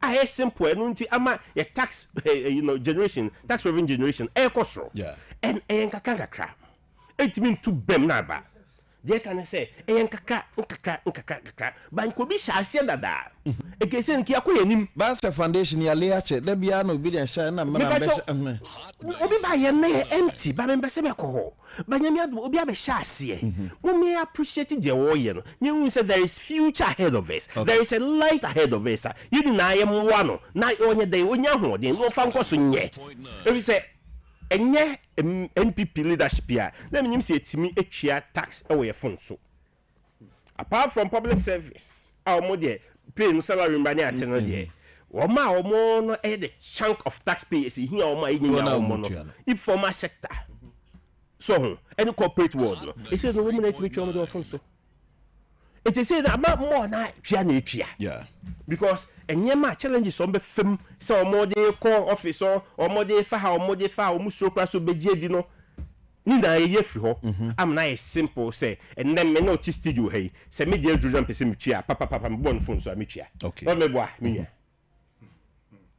it's very easy but me dey say yenya nwiri a processor ye say ye betimi aye e de aboa ama ebeduru baby no Ghana ye metina ha en complaining of huge taxes bim if say nipa na etwia no esua wan hwe na de also de yen anso it na de ha no say also we increase but nyame adom e say no NPP leadership won say increment emwa the omo your some dey buy even one electricity component omo rejoy and me bob me say mom because omo tie ye sufre omo tie mamu no sufre omo say ampa de kan eye na there was a government no what dey bana Wusu friend no was yentu obia no sad nyom na him yentu obia there was a government in Ghana no tax or dey bro na e kum chow mene no who complain or see me asem but there is a government now who complain or say what complain there mate matwa sign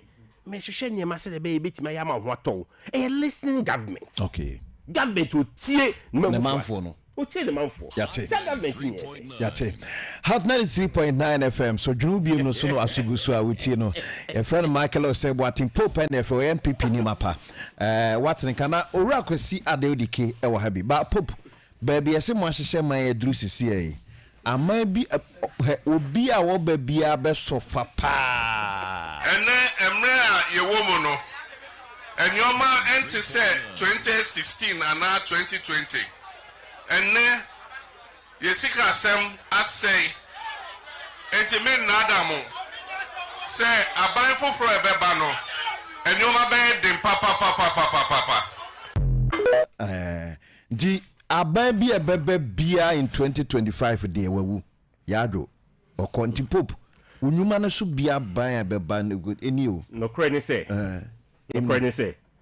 wono ankasa oba no the police is better than the yedma wonim de oba nti ono no hu ne say e de be dia ma no but wonim de oba ya no as what dua de na gu no wonim de oja no ansa no okọ de oja ne ho a okọ no ono ye kasa won sa meso aso bitima so aso even 2012 ayi ono aka senye ma asai ayi debate ono aka go gina ho e ka che Ghana force enye ma asai ye di ma no o sa asai ne poto eno na ye ka che Ghana force papa yi ni nsema wo kika no on sese ye mana kunya e ma ne bet na Ghana kunya nso bi mate system no de beba no wa brass si ade na say nyina ye 24-hour economy o de me ba no so na em say ne of on one part time na fa ne kakra traffic okumo e ya asemo yen so ne ni moto kid bi edi eni manu ye di manu anse ye dim sa akwaba no apom to say ye do bo ade ase na wani abri a opese odi Ghana so yi 2025 no unya ho twabre ade na say wo bebre ti o mpa oba bintina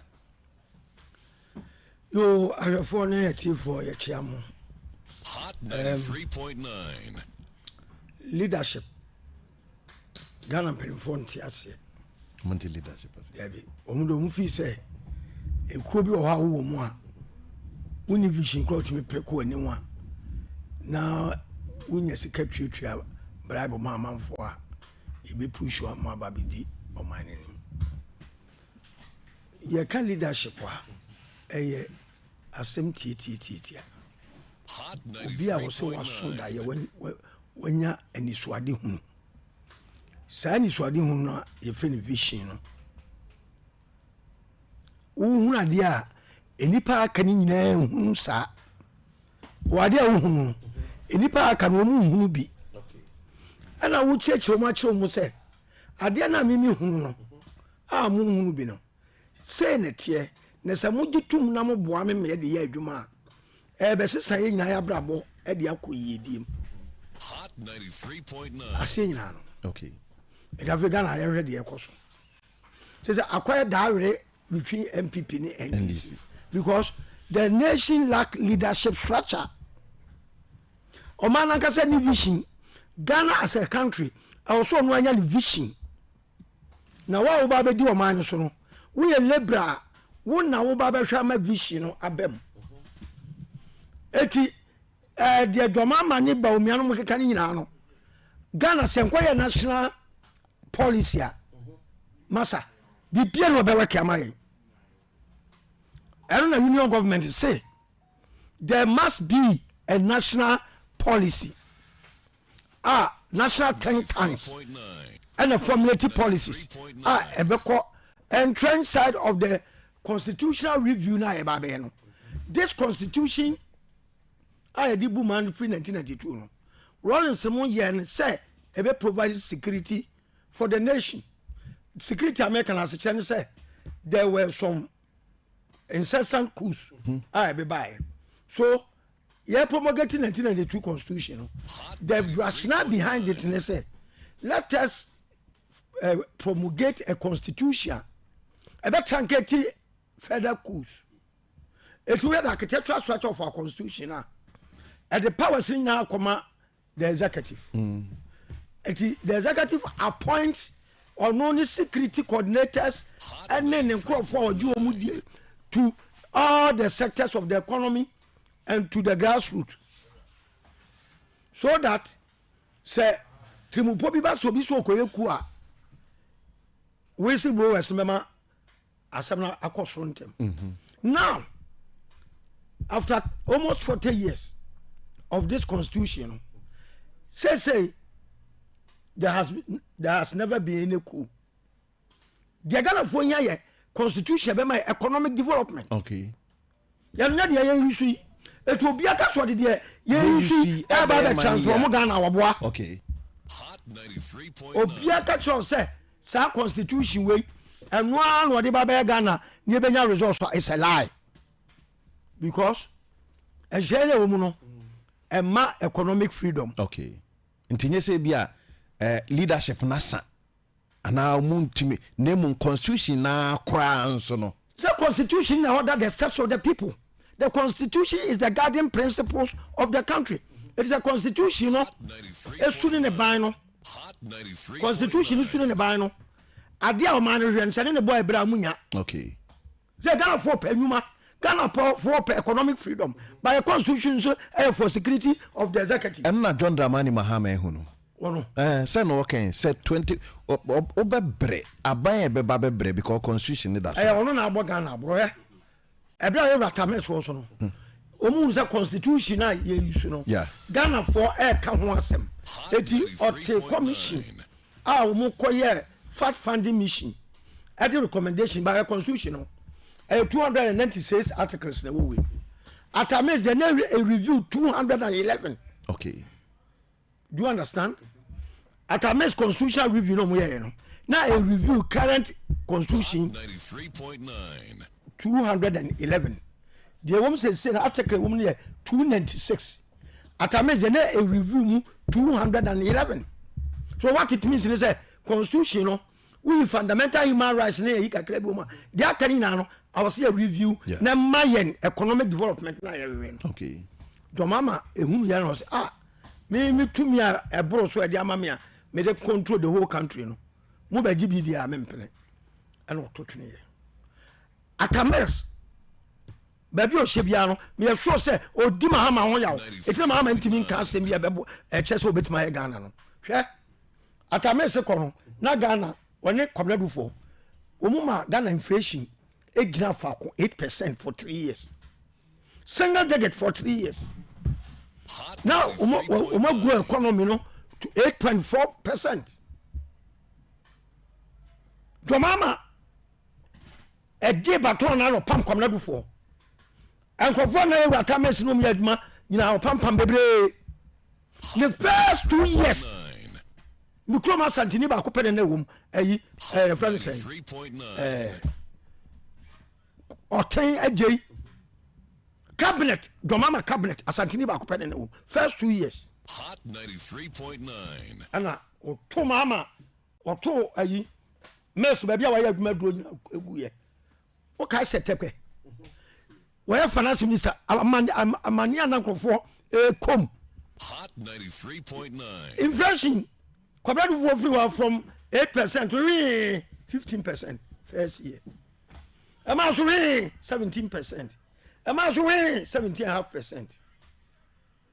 Growth for 8.4. Amount to 6.4, 5.2. About to do 2.4. Mama said, check your facts.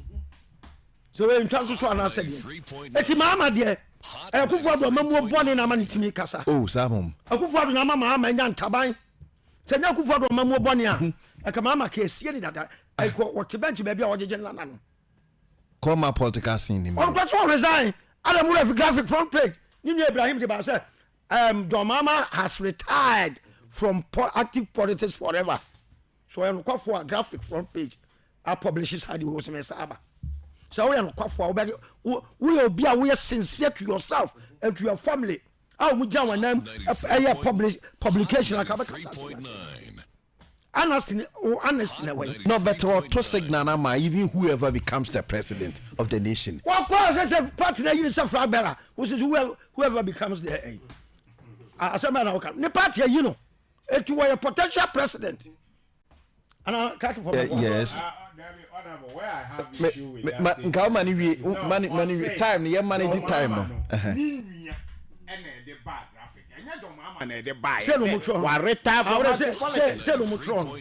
Say we've been instructed by John Mahama Opa graphic and the consultation of the family members. So family which includes him. Oh no. Oh, Nyabutra. That is where I disagree. Master, what Nyabutra mami? Okay, since a publication, the banner mama because of small graphic. And I did a table. I done up 1 million. Say, Minsuma Mabusa. On Casa, yet to be function and also. That is it. No, so no person or Casa or Baba. Silent means consent. Me patrol. And I need Ibrahim another front page. We not less any person than a friend on 1 year. Aside that, leadership structure in Ghana and the B2 Omano. Our constitution is the bane of our suffering. But we have a pebia. Mahama beka do pebia. Me say, young constitution ya wa a body. MPP name this will be a kuta manifesto. Ye national policy. Obi akutane de. Obi akutane de. The omunya le kro. Obi a dey different. Yes. It is about swap a. We baby we head makobru no. We also but no dey dey balance here. Now how can we develop this country with this kind of I say in Ghana as a nation national policy. Vision. The vision for the country. Now wo ba be pa konwa no a. Yes. Kata na o man na ye. Wa be follow. Wo be chese the first 4 years. Let me pick Ghana from here to this place. I can't when my first one. Me Ghana baby group. Let's say Kobasa will be only vision crabby me boom mine.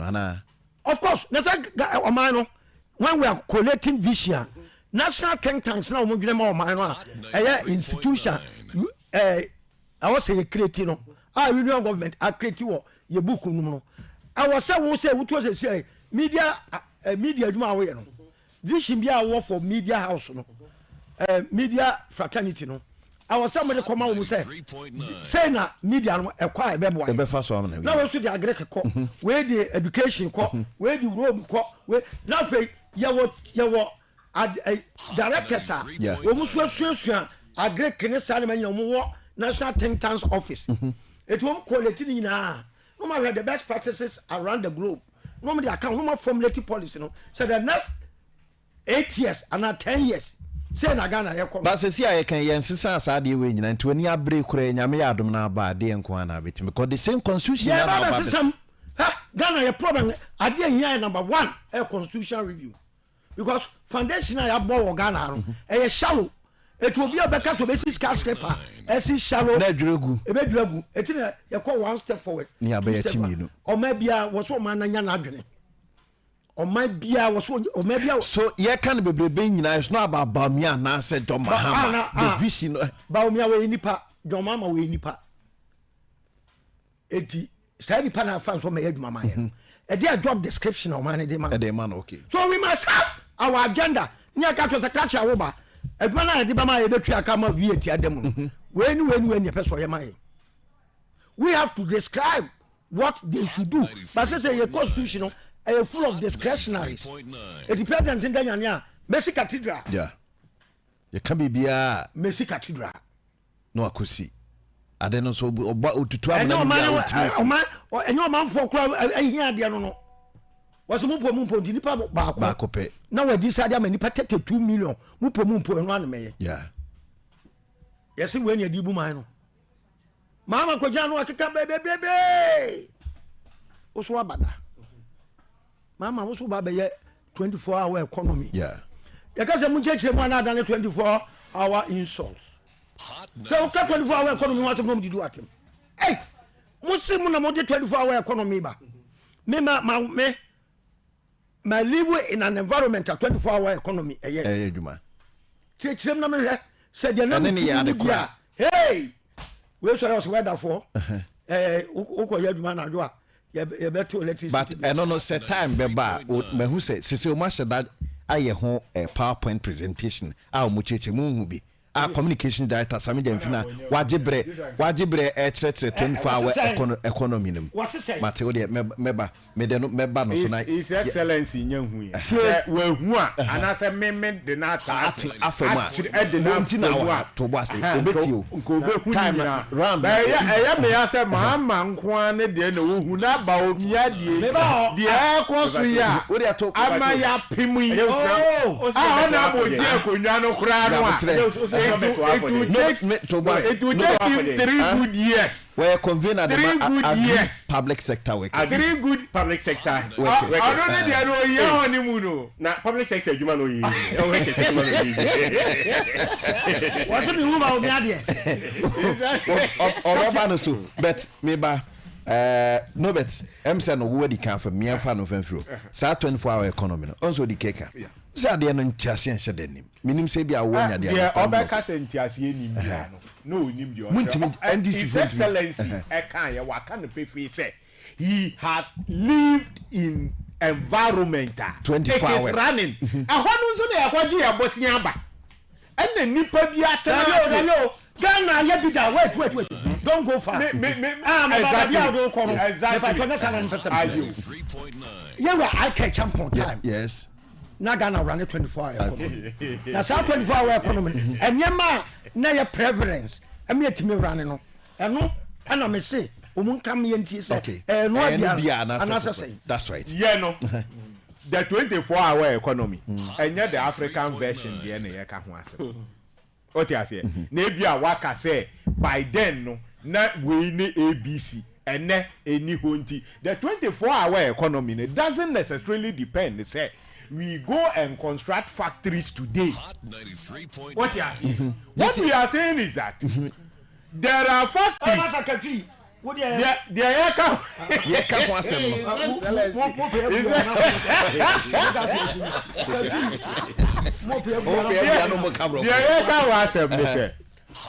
Companies here. Some of the we have factors of production in running a business.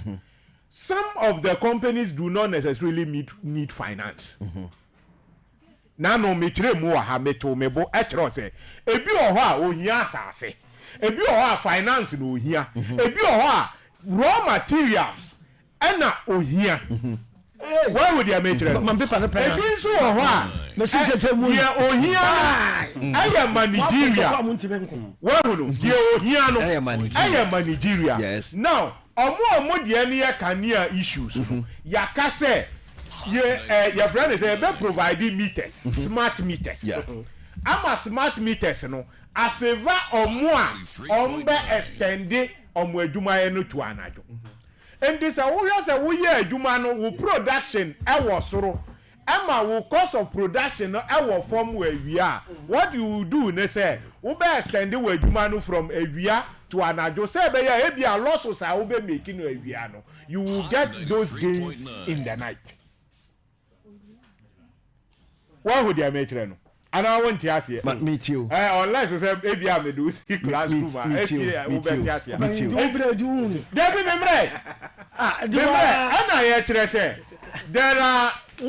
bit is a doma and then in Crowford. Yes. When poultry farms are good. Yes. When poultry farms are collapsing. Just because of your friend is saying electricity. Sika. Well, the cost of electricity. And they'll collapse most of this. Your friend is saying factory. So what we are doing, they say, MacArthur says these smart meters are going to help these people. What you are saying? Then there are people who also need finance. They genuinely need finance. Yes, we will put them together in a district type of level. Yeah, they are not NAPCO. Say omomra no omombe your friend is saying a juma white collar job. At the end, we don't get any money anywhere. The people are already working. And the numbers na newo. As is here eguno. Sabi omumuye omotiase. We know the bottlenecks, problems or more. So we come down. What would the we will solve it with the meters for you. What would the sikano? We will provide you. You better provide you with the knowledge to help you. Say be sikana be bahon. Enche. What you say? What we agric your friend is saying a food year with peasant farming. You say you be mechanized farming. We will put you on the next level. Ye peasant farming, you mechanized farming. Enti ye dimfidie akese with large ukosrema asase da hono nya asase ketwa. E wo say bia ni busu wo krom ha. Me nya biton ko amanone. And we will also operate your friends a factory say wo krom tomato factory ni sugar factory then asefo no. We will operate them wo bra ya fa so mechanized farming no. Na the mechanized farming because we ntimi nkodua body 500 and I would say what they coffee your friend is saying a factory of tons because factory no production omuye in tons. So these are some of the things we are talking about. Say, Nyamiya Adoma 24-hour economy. No. We will make sure say we will operationalize factories that are your friend is saying in non-existence. Yes. Some of them are also halfway operating. And then as a phone. Yeah, do amunyina beba lamplight. Enti say basana wa we no Ghana from in fiese na Ghana from farmer man sana mwetima is 24 hours. It is immediately just after 1 or 2 years it kick starts. Really? Yes. Why do we need 70 years? Factories why do we need bra Kwame Nkrumah betina so no odi how many years? Achampon betina so odi how many years? How many years no odi years anyama no. The nation builder all building your friend is saying this hospitals across Ghana. COVID is see here.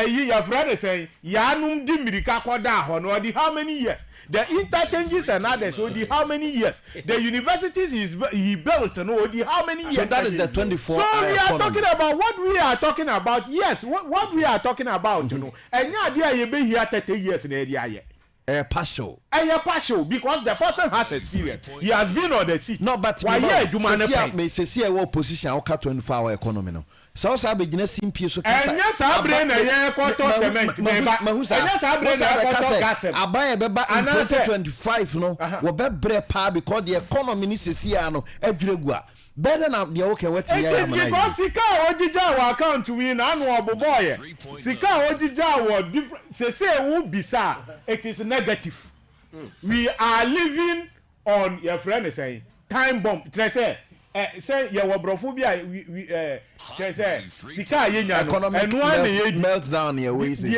yenya no from hand to mouth and na Ghana ye live we say hand to mouth yes.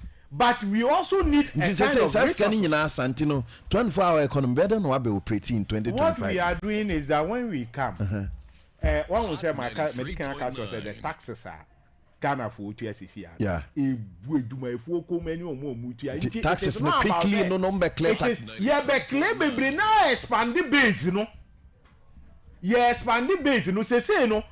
Sabi his excellency, you know. Omo an tax omo an that's the beer you be introduced to be an added on for him. But there are people that are down there that are until when you expand the base, there is no need for you to introduce new taxes. So like I say, 57 new taxes. Another leg of the 24-hour economy. Who the new 57 taxes? Yes. So what you say? Now Obi na mo so ono or your mate keke. Ono kura onya assistant driver. But no sa taxes aye bi ba nyina na niehu ba ye ntwen na ban no mfa bebre na megum na ye komumu na sa ban ne ye brebrebre firi ho a onyim kwa obefa so ayi bi do that's 24-hour economy na na igusu chire yeah your excellency 24-hour economy demand driven. The meaning can support or they back various sectors of the economy. Any 24-hour economy number be bro for now can Biom. Me say 24-hour economy no a demand driven. It is a demand driven of products and services. Intina omo PowerPoint presentation or say they okay ya. Or say some critics say that a 24-hour economy can only be possible where there is demand and that Ghana's economy context is incapable with 24-hour economy because of low demand. Are they right or say big no? They are wrong. Man can't say sure. I don't say. This technical. Now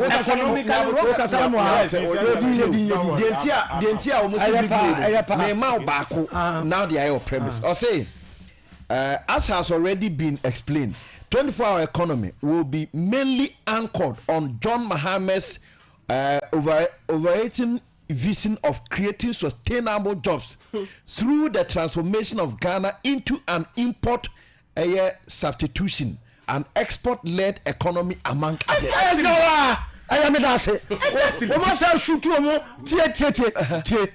There's difference between import substitution. There's difference between a friend saying 24-hour economy. Ghana import driven economy.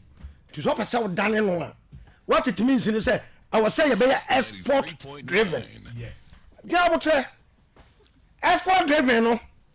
And yema de ba no. Omo na nwene ho da. Omo ka the benefit e de adwuma beba. Ba wa anya de bia bele na adwuma na ba.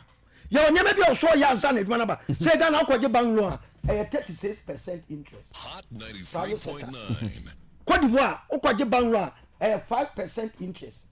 If all things being equal. Near say Cote d'Ivoire for export wa. One be gain edge global market. Cote d'Ivoire. Ya ka 24-hour economy a do mo kan mo boa. Me pacho. Allow me. Oh please. Nyabotre. Ose bo mo boa. Omaya u product and no service. Hot 93. I highly demanded.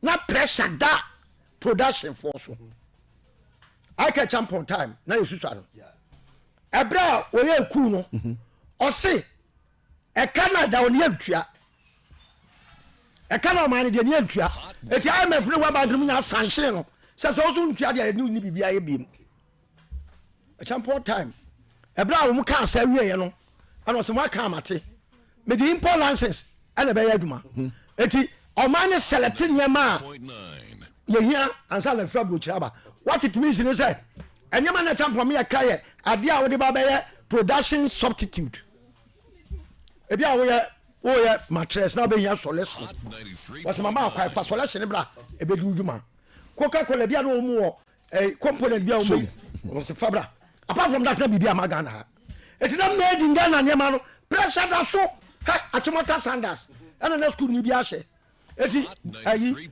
kwasi shoe factory no mu run 24 hour because school for na you bia to mpaboa na na pressure better factory that's right let them internally no move me so o mu so yale da na ma shoe factory the pressure da o mu so apino sabe na samna bia ni Ghana apino soap ya the line na to eti o mu run 24 hour a grandnizer biscuit you need biscuit bia ba Ghana ha anwa eti environment na ho no ya totua pum ana made in Ghana dem na edi ahini that's right na mo tell me and that's kind of for develop foreign taste yeah mo question sa treat bebra e ma train liberalization ai NDC for after champion no ana mo de omu yi import license ni free ho ade na dey protect local industries no omu ifro no mo de train liberalization by omu ya na factory se ho no America for ni does a for number for show mo say tonton and omu de diversity implementation by eti nyama miensa ebe drive 24 hours economy no ya say NDC omu de o me pato nyabotre wo besi sisi a to boase fe modin why 24 hour economy no do mama says sudua na se ne wura fi America no o say 3 shift company bia 3 shift 24 hour what it means is say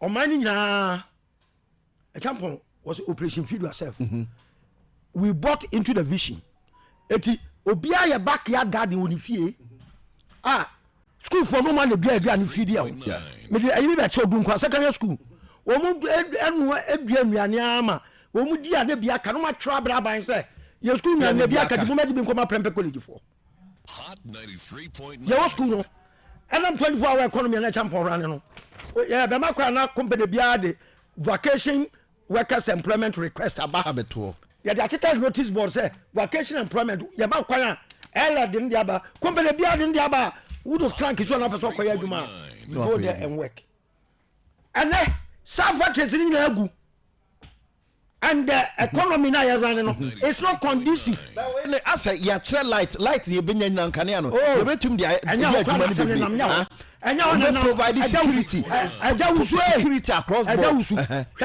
a champion time na osa bas osa na trotro ni krom edu point matu e ma no afro osa na dia ba fie ene na mantem dan so ma wan ba bia ne na mo Hot 93.9 ene trotro point 10 infrastructure dia 24 hour no approach 4.9 me patro nya botrema me patro o man onso dia nya botretie o pa o de to masa nya botretie o wi apop besi man says omu ya 24 hour economy ya China no Asia obia sori akoto niema we Ghana for back the same factory India for we for et factory no waje odese ama odese no a pushing say obe increase in the production machines now the production line esi ho machines but anybody ba mu adwuma no I just say you rotate wo mu e be 500 ba morning na 500 abawia na 500 call evening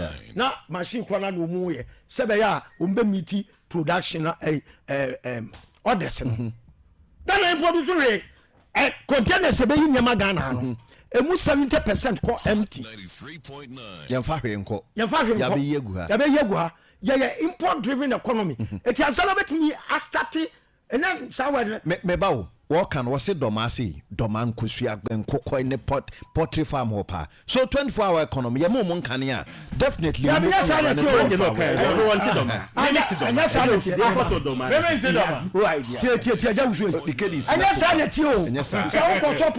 Pottery farmers. No increase some production. And yet 24-hour economy. Martin to the Tobo. Yes, yes. Ma agri production cost and yet 24-hour economy. So be in factory. Now the liquidity support come and yet 24-hour economy. Did you move banner explanation? Me pussy PowerPoint now, Master. No, me issues. The issues about Wusu. This is a topic. Yes, a topic.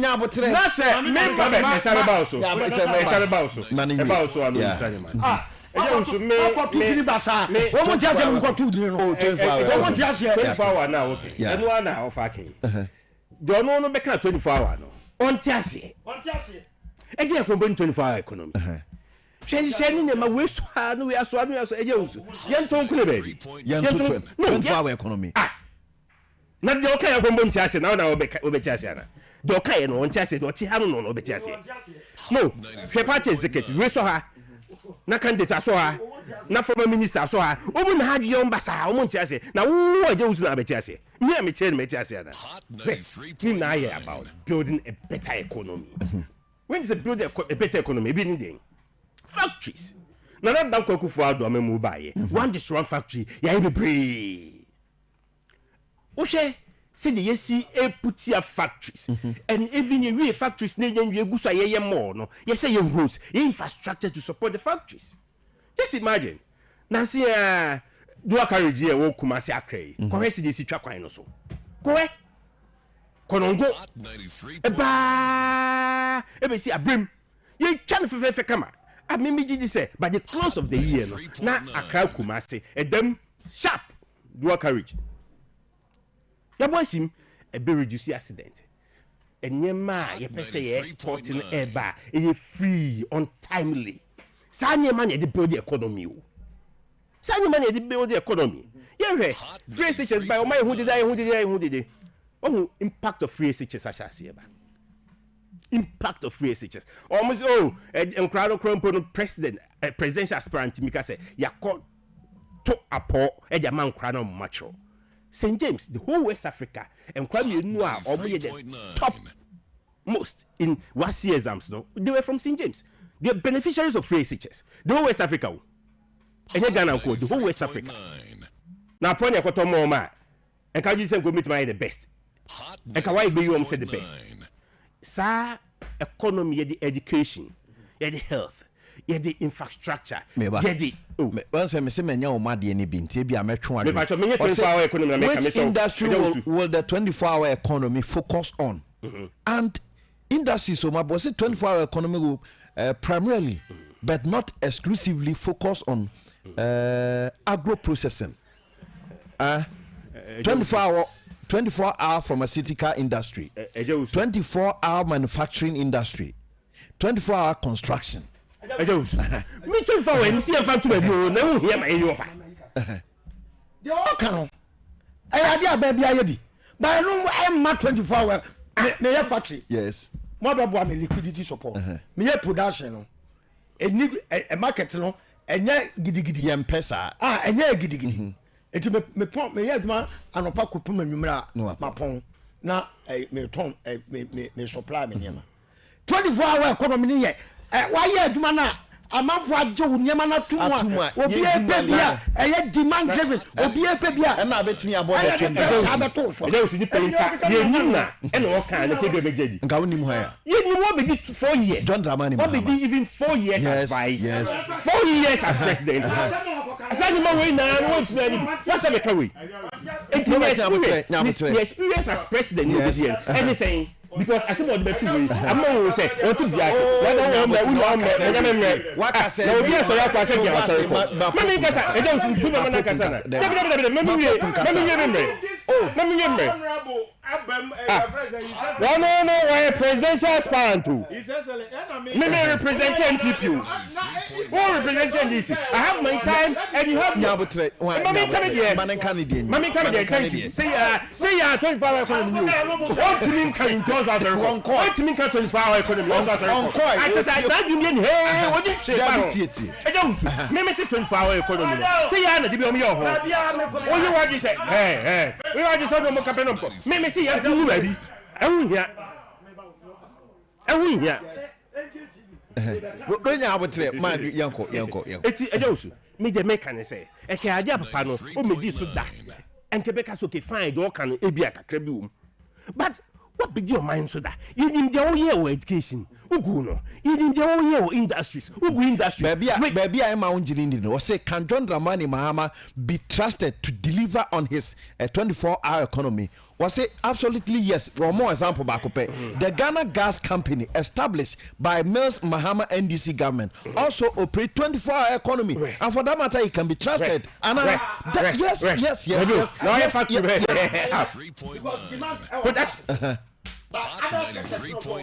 Send into no assessment so oil company be producing 8-hour economy and 8 hours a day. Miss oil company be 8 hours. Kroma. The whole world. Mate. I say NDC can only offer 24-hour economy insult, not 24-hour economy. They can only offer 24-hour insult. Not 24-hour economy. They can say. No credit say. Papa no. Osha obaye no. Ogu. Ade bi a bit media build the economy bia. Even with sa dum so alone. You have factories egu ye. Even ogu hospitals, ogu radio stations. Ogu economy no pasa ansa no free so. It wada roma na ko bibi ma ye ya. E ka sa time no e ko timi hye nyem mi hu say we dey na age na bibi so. E no dey hye ba ye. E ke hye ba yi, ke be kaka to aso ko be ja to aso. Ke boa. Hwa Commander Sugar Factory. Your mama and the buy. Yes. Or the buy no. Obe. Oh, na botre. Ana okoji loan. India exam $24 million. So the baby actually the debate factory. When Timianye factory no e be see na aye white elephant. Kumase shoe factory. Ada oka do mama so abebanko. Ada obe bia no me ko ho. O to ni di hok. We a gi hok no from any di hok. Mi ra mu twa mani hwe factory inside na video agum no enu $60,000. Hot omu bia na otu enu pepepe ese agu they say agu sugar factory di hokumpawa koto sugar wo makola edgum ti say sugar ni produce won di hokumpawa koto sugar wo makola wo edgum ma media fo be try say you produce sugar so and je dwe bia no ene eden eso ba na etie je wo be ye kane no eso ba be ne beti e say je wo kano ye compare je wo be ye kane na e je ni hu wo yenim je hu ye dum so ni hu no yenim je hu ye aho sire kesi e be ba ye so enyi hu it me se mo ka me je me kan say ye fa 24-hour economy nto nchen because o mo ka kwombo nti ase na ye sha se mfa economy ye fa sector by sector na ye deliberate na hwe o mo nim dia o mo every sector when it comes to industry e je nim dia no mo ho because somebody no be ja we produce o be ma akoko 5 me ma we akoko 5 na de bobra no akoko 5 na de bobra no sa akoko na nketenkete o mbenyini obeto kosua obeto kosua no o wi akoko na musu betun aton na ka na iden na djuma nagu no djuma nagu watu kosua mo aton akoko na nkase aton no enti nkoko na aka no we asa eno aka no enti de ba de pa no say ye ji sa papa ndi bi mi se mo sese no e azan efutoro mtogu yeni azan no e efutoro mtogu yeni because nothing good will come out from what he say what monche NPP manifesto no enche modern manifesto enche asema okay nyanwa voice ne me because on ba be fa ye manifesto no nsem no ma sha say o mo ka say o mo ne deba masa obi a so de manifesto be ga na ye bia oboa ontimi fanye ofa yen ye di ka say ba me the constitution in the first place Dr. Mahmoud Biom ya ka say ba me the constitution see the most start here you are John Mahama why people that so ne dan officer one answer That's it. Yeah, your baby, yeah. I'm a point about build the economy. Yeah, Brenna, so I had here. And then Mufanche traffic jail for at a car class in 20 mammy drink him. Now, Poops so time near and say first and now phone to say and send to so and to me, mammy drink him. No bed band 10 pounds, so still was it cast on a time, lady man. No, Mammy Cassan, 24-hour economy. Yes, make Tiasia 24-hour economy. Maybe I'm a call more before Mate. I tell from Pacho, didn't remember 5 minutes, Penna, do bar monitor, watch anime UFS. Why 0551744556 and 0552179180 0552179180 and 0551744556. Hong Kong, baby, and what the 5 you bet me no Akasawa heavy. And Kitondi Akosono, why? Now if you want to sweat me actually waduni be and 36 okay I'm say ahumano pacho na phone away oh 1 for 24-hour economy phone number pacho 1 for 24-hour economy phone number say ene yedi how no kafra na onka say yeah abani udini baby afrefre minti why. Hello?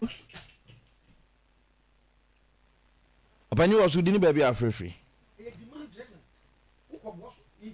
Hello? Hello? Kafra, why? Yes. Lines in me, 0551744556. Open you didn't baby free me into you, why? What's me into you? Why? Hello. Hello. Hello. But also me into you. I atonka. Mutimika. Ya tonka pa. Hello. But ya tonka me into you. Kafra. Why? Ya tonka de you.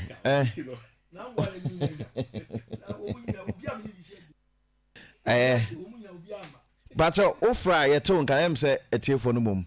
And then think a line no more better camera by time no so crack quickly as until Bob ma yam found see how say next week unko no there be same more that's right until na your excellency nyame adma me philosophy na the new democratic system 93.9 so we publish 2000 copies yeah be chicha magana for na kan bi be chicha magana for na kan bi no man say the abofuna box swabra ya multi-party democracy na dia dan to kwa MY no yeah me the alternative aba 2000 copies ya printed enu next week ne bi aba oba na de bi aba ya Wusu yeah but also yeah we sabeka bibia kan ye be kan because that is the game changer no ye be chire mu kra man ko fa MY eja Wusu odaroma so hwe Nyamiadum NPP and now your flag bearer Dr. Mahmoud Baumia, the incoming president of our republic, come 2025. Campaign team or Diabetuja, now her manifesto team or Diabetuja. What you say, and it does so papa. What you say, the movie Ghana economy. The movie Ghana economy. To be like the American economy. Yeah, that's it. Why? No, mambo di bako. Omti damboche di no. He bam omonti asebe da say. No me asaba pa si ba no motwe abusuafo ya pon. Omo wa samoja hit sports. Hey. Gunu biem no su ne yem fancy ya wa nyame ya do ampacho sabre nyom papa de de pa to aso de ama. Owura kwasi ade odike businessman to say union government no need any more champion e no kan ho.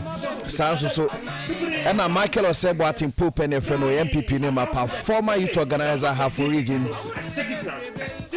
and also so no bed bubuchi air convener de ma aggrieved public sector workers. Mo fanche time na soon calls near the see here. Why nyame ad much na enembekasa.